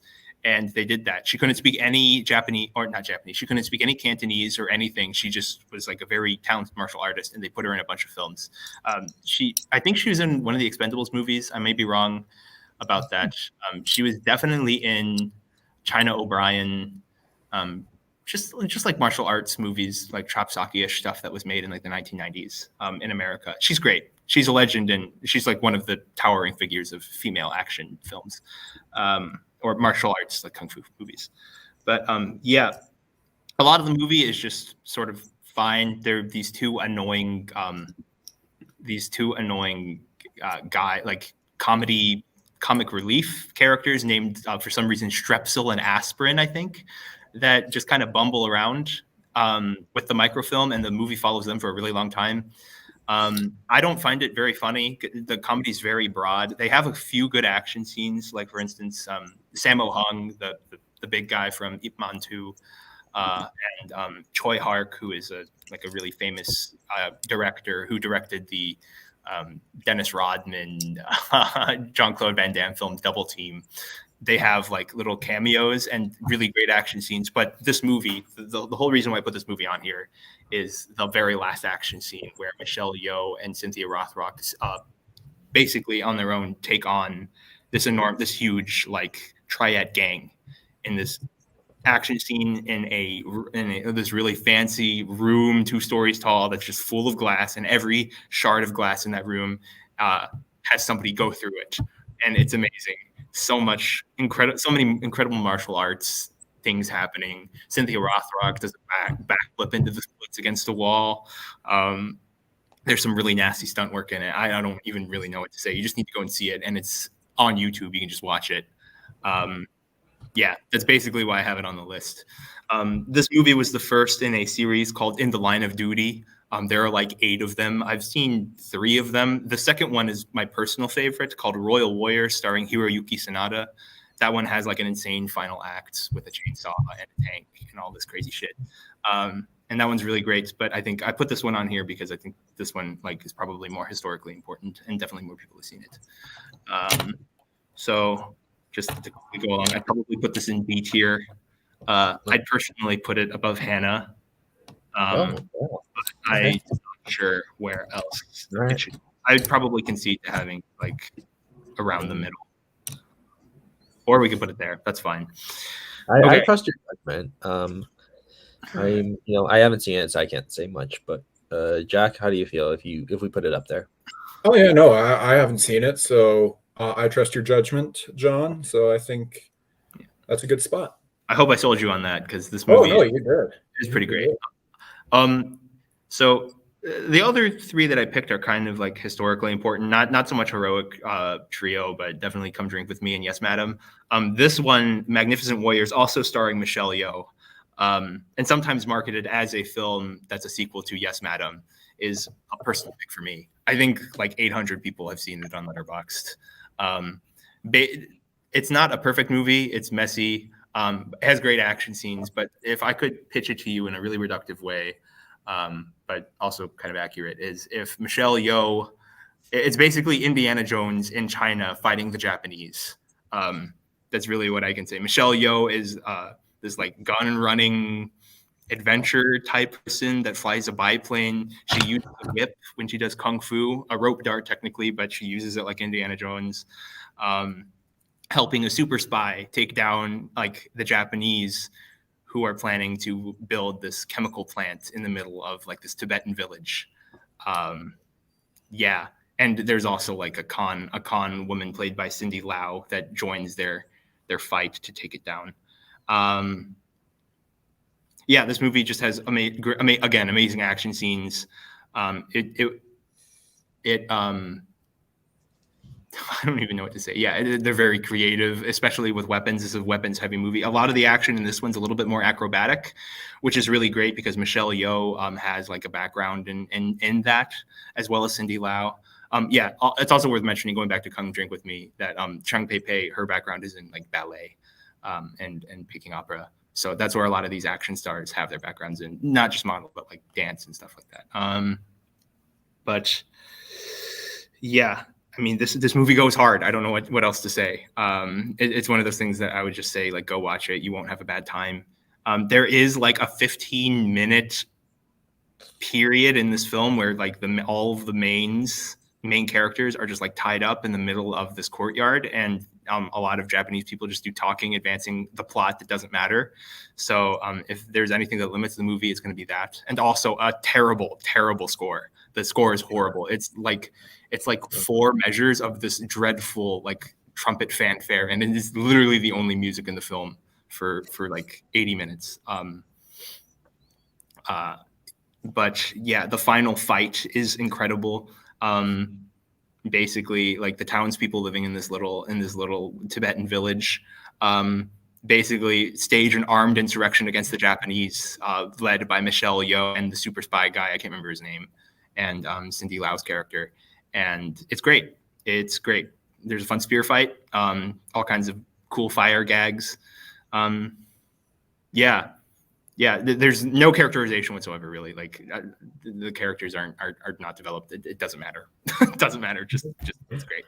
I would put this in B tier, or maybe high C tier, because it's imperfect, but it's a personal pick for me. Maybe at the bottom of B tier. Yeah, I would make that concession. Okay, I think I don't mind this in B tier. So. Yeah. What else was I say about that No, I think that's all I had to say for that one. Yep, it's great. Oh, and it has a really fun comedic relief performance by Richard Ng, who's a famed Hong Kong actor that I've grown to really like in certain films. Okay. So, okay, this is the last one that only I have seen. I think all of us have seen Mulan. Yeah. Yeah. For Revenge, I've heard of for sure back when it came I've out. definitely heard of Revenge. Okay, yeah. So I won't belabor this one. It is a rape revenge film about, well, how all of them sort of are. You have this woman that's, going to this private sort of desert estate with a married man. Some hijinks happen with the married man's friends where they sort of like come on to the woman and sexually assault her. And the rest of and kind of leave her for dead afterwards. And the rest of the movie is about her getting her revenge. I've seen this movie touted as like kind of a feminist interpretation of the tropes of rape revenge, because ostensibly rape revenge films are like sort of feminist, but a lot of the, like, Matthew, you've seen I Spit on Your Grave, right? Yeah. You can kind of brutal. Yeah, you can testify that it's not always like the most elegantly executed, feminism. At least personally, in my opinion. And I think this film, the way that it plays with certain tropes and the way that it like frames certain things, I guess, sort of atones for that. But to be completely honest, there are other things that I can talk about this film. Like there's a I'm not going to spoil it since neither of you have seen it, but there's a particular reading of the film that's popular about whether or not like the lady actually exacts revenge, or if she's even alive, or if it's taking place all in a dream. I won't spoil it, but to be honest, I'm not 100% sure if I buy into like this movie sort of being a feminist take on rape revenge. A lot of it just kind of plays like a rape revenge film with sort of like, sort of trenchant like feminist, a trenchant like feminist angle on it, which is good. That's a good thing. But really, I just kind of watched it because it's really gnarly. Like there are all kinds of crazy, like gore stuff and action, and all the performances are really fantastic. So to make a long story short, I maybe I don't quite buy into some of the feminist readings of it. I don't think it's quite making the powerful statement that a lot of other people find that it does. But yeah, it's great if you're a gore hound. It's great if you like, gnarly action movies. And if you like if rape revenge is your thing too. And it's almost certainly better than Promising Young Woman. Like I would recommend this over Promising Young Woman 100 times out of 100. So that's my last hot take of the evening, I promise. I like it enough to put it in an A tier. Okay. I'm not sure where though. That's kind of what I expected, like A tier for this movie, just from what I've heard about it, and I am totally fine with that. Mm-hmm. This is a movie that I could talk about for like a whole. I'm just like, where do you want me to put it? Podcast worth. You can put it at the bottom. Okay. Of the tier. That's fine. I'm happy with that. Yeah, I have a lot more to say about it, but for the sake of time, I will not. So okay. So we're gonna skip our second Supergirl, unless Jack, you want to talk about Supergirl some more. I'm good. But let's move on to Mulan.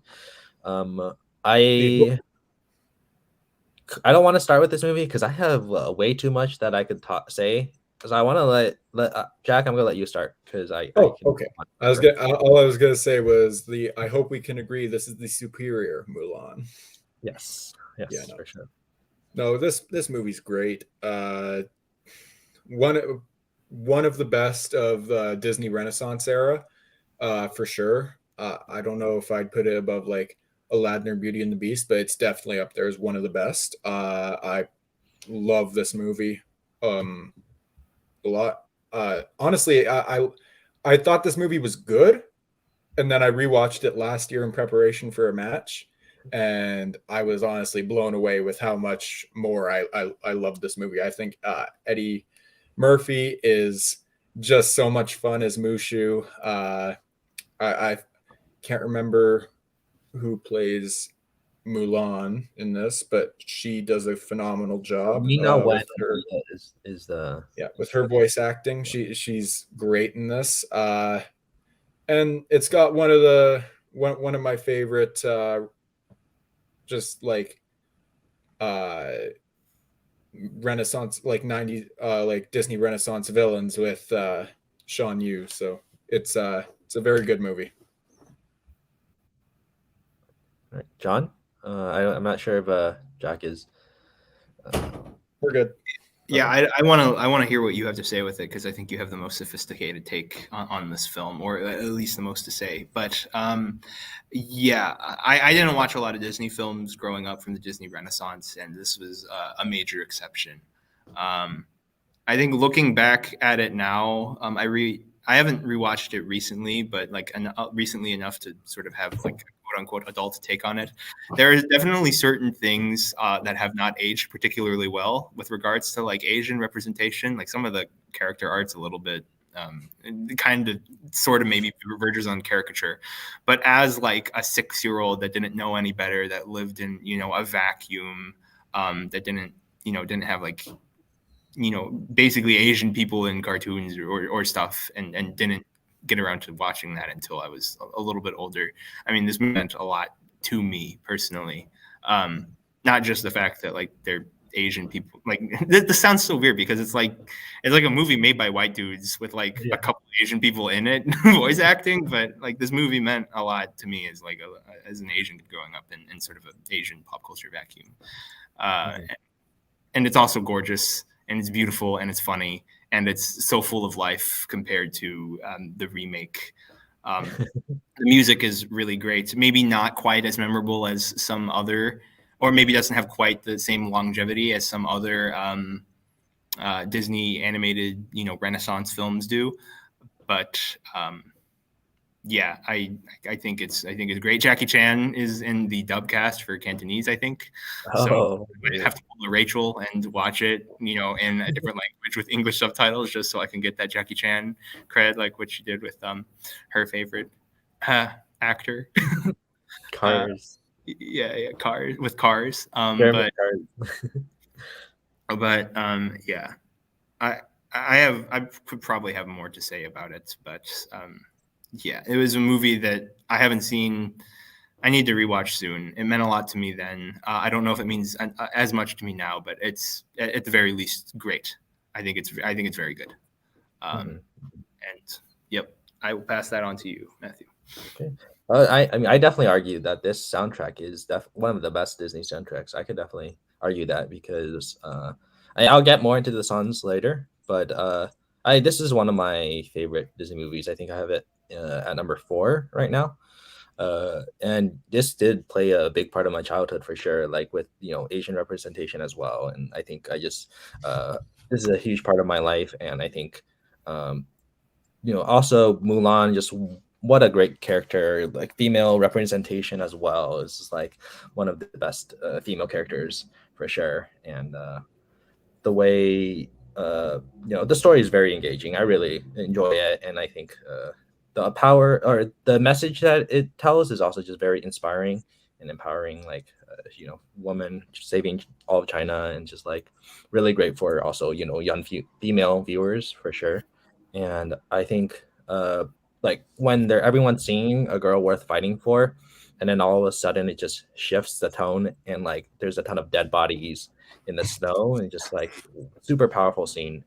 And I think the score is also amazing. Albert in the live chat saying the Jerry Goldsmith score. I feel like I could go on about the score. I'm not going to, but there's I've written a lot about the score before. I'm not going to go into it, but the leitmotifs are beautiful. But I mean, I want to go back to Mulan as like a character and just like one of the strong female leads. Like she's not perfect, She's like, when we see her in the matchmaking scene, like she's very clumsy and like stumbling her way through everything. But like still, like when we see her in the war, like you see how strong she is, and like she takes the place of her father and like shows how caring she is as well. So there's also that, and I think I really like her with Shane as well. Shane's like really great male lead. One of the best songs is "I'll Make a Man Out of You," and it's just brings so much energy. Absolutely. It's such a hype song. And then there's also the three side characters, the three Yao, what's his name? There's I'm blanking on their names right now, but you guys know who I'm talking about. I can't remember. I don't know their names, but yeah, I'm the king of the rock.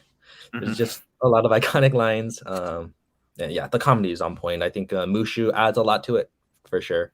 But then there's just also just like other scenes that also add a lot. I think Cricky is also just really iconic side character who's you talked about Sean Yu. I think he's just from the first moment you see him, he's very menacing. Like this is probably one of the scariest villains in Disney because he like kills people and you actually see some like it just like has one of the most brutal scenes where like he like shoots an arrow and then at someone and they die and of course it's still a Disney movie, but like what happens. And I think animation is also just beautiful as well, and I think their representation of Chinese culture is really pretty,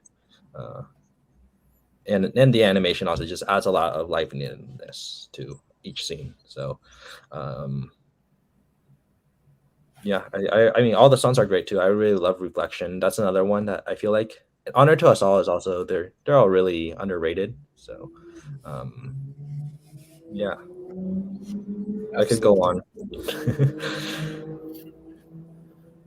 But I think I've said enough for now. I mean, I've written a whole letterbox review that's basically an essay on this movie. So it's S tier for me. That's fair. I have no argument. I'm perfectly fine with that. I'll put it in S tier. I'm fine with that.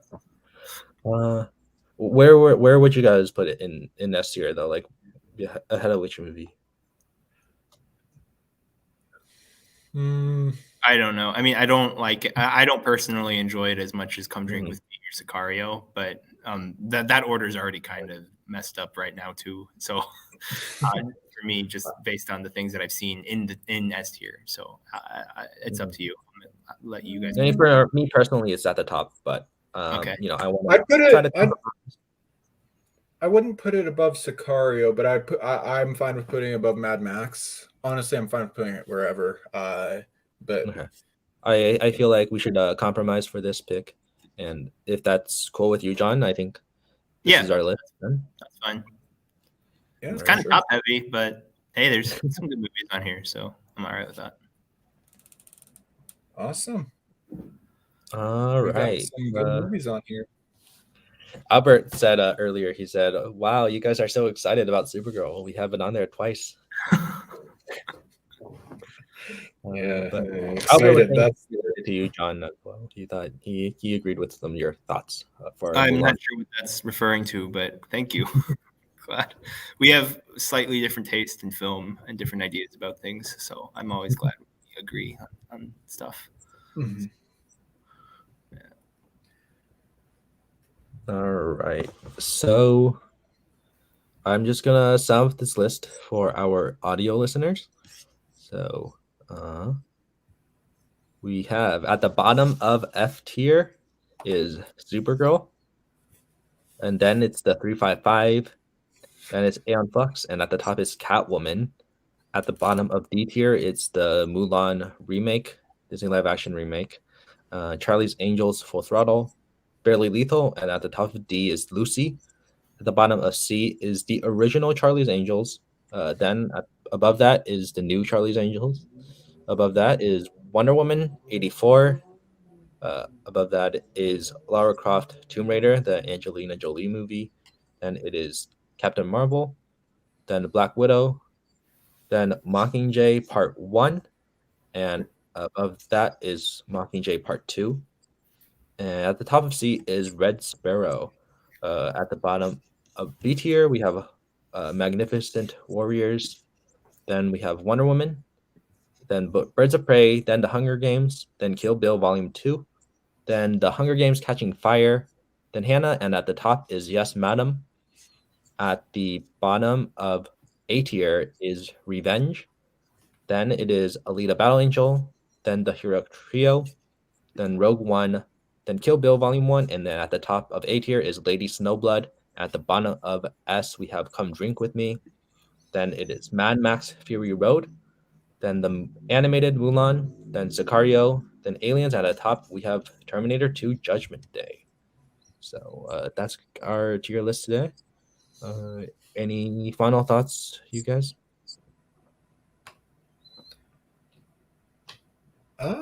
Good list. Honestly, like I've got no major issues with it. I think we've got a pretty solid S tier. I haven't seen Yes, Ma'am, or whichever one that was. Which one was that, John? It's Come Drink With Me. Yeah. Come Drink With Me. Yeah, no, I haven't seen that one, but from what you've pretty much sold me on it, I'm excited to watch it. So yeah, no issues. I'm glad I sold you on that one because I felt like I did a pretty crummy job for really how I feel about the film and probably, where it stands in terms of like film history. So yeah, I hope I'm excited to hear what you had to say about it, and also you, Matthew, if you end up. Yeah, I'm definitely interested in it. So. Yeah, and on the flip side, I've only seen I don't even think I've seen half of the films on this list. I've seen most of them in the top, but definitely some stuff to look at. Some things that maybe I wouldn't have considered that I've been sold on by the both of you. So, especially that Barely Lethal rewatch. I'm looking forward to that. Yes, yeah. That would be very 5-5. Yeah. I wish we had another 3 hours, but I'm getting tired. So yeah, that's fair. Yeah, no, I mean, there's a lot of great female-led action movies on this list. It's pretty. Yeah, and there's so many more that we could have included too. Absolutely. Mm-hmm. But anyway, thank you everyone who was in the live chat. Anyone who might be watching this later, and next week on the 27th, so a week from today, we got top 10 2020 movies. Should start at 6, maybe a little bit later, but we'll see you guys there. John will be there as well. You have to listen to me say stupid shit about movies some more. So be there, be square. That one's gonna be a long boy. That one will be long. Yeah. Okay. And to finalize, our orange cat counter is at 7. So thank you all for watching, and we will see you guys next week.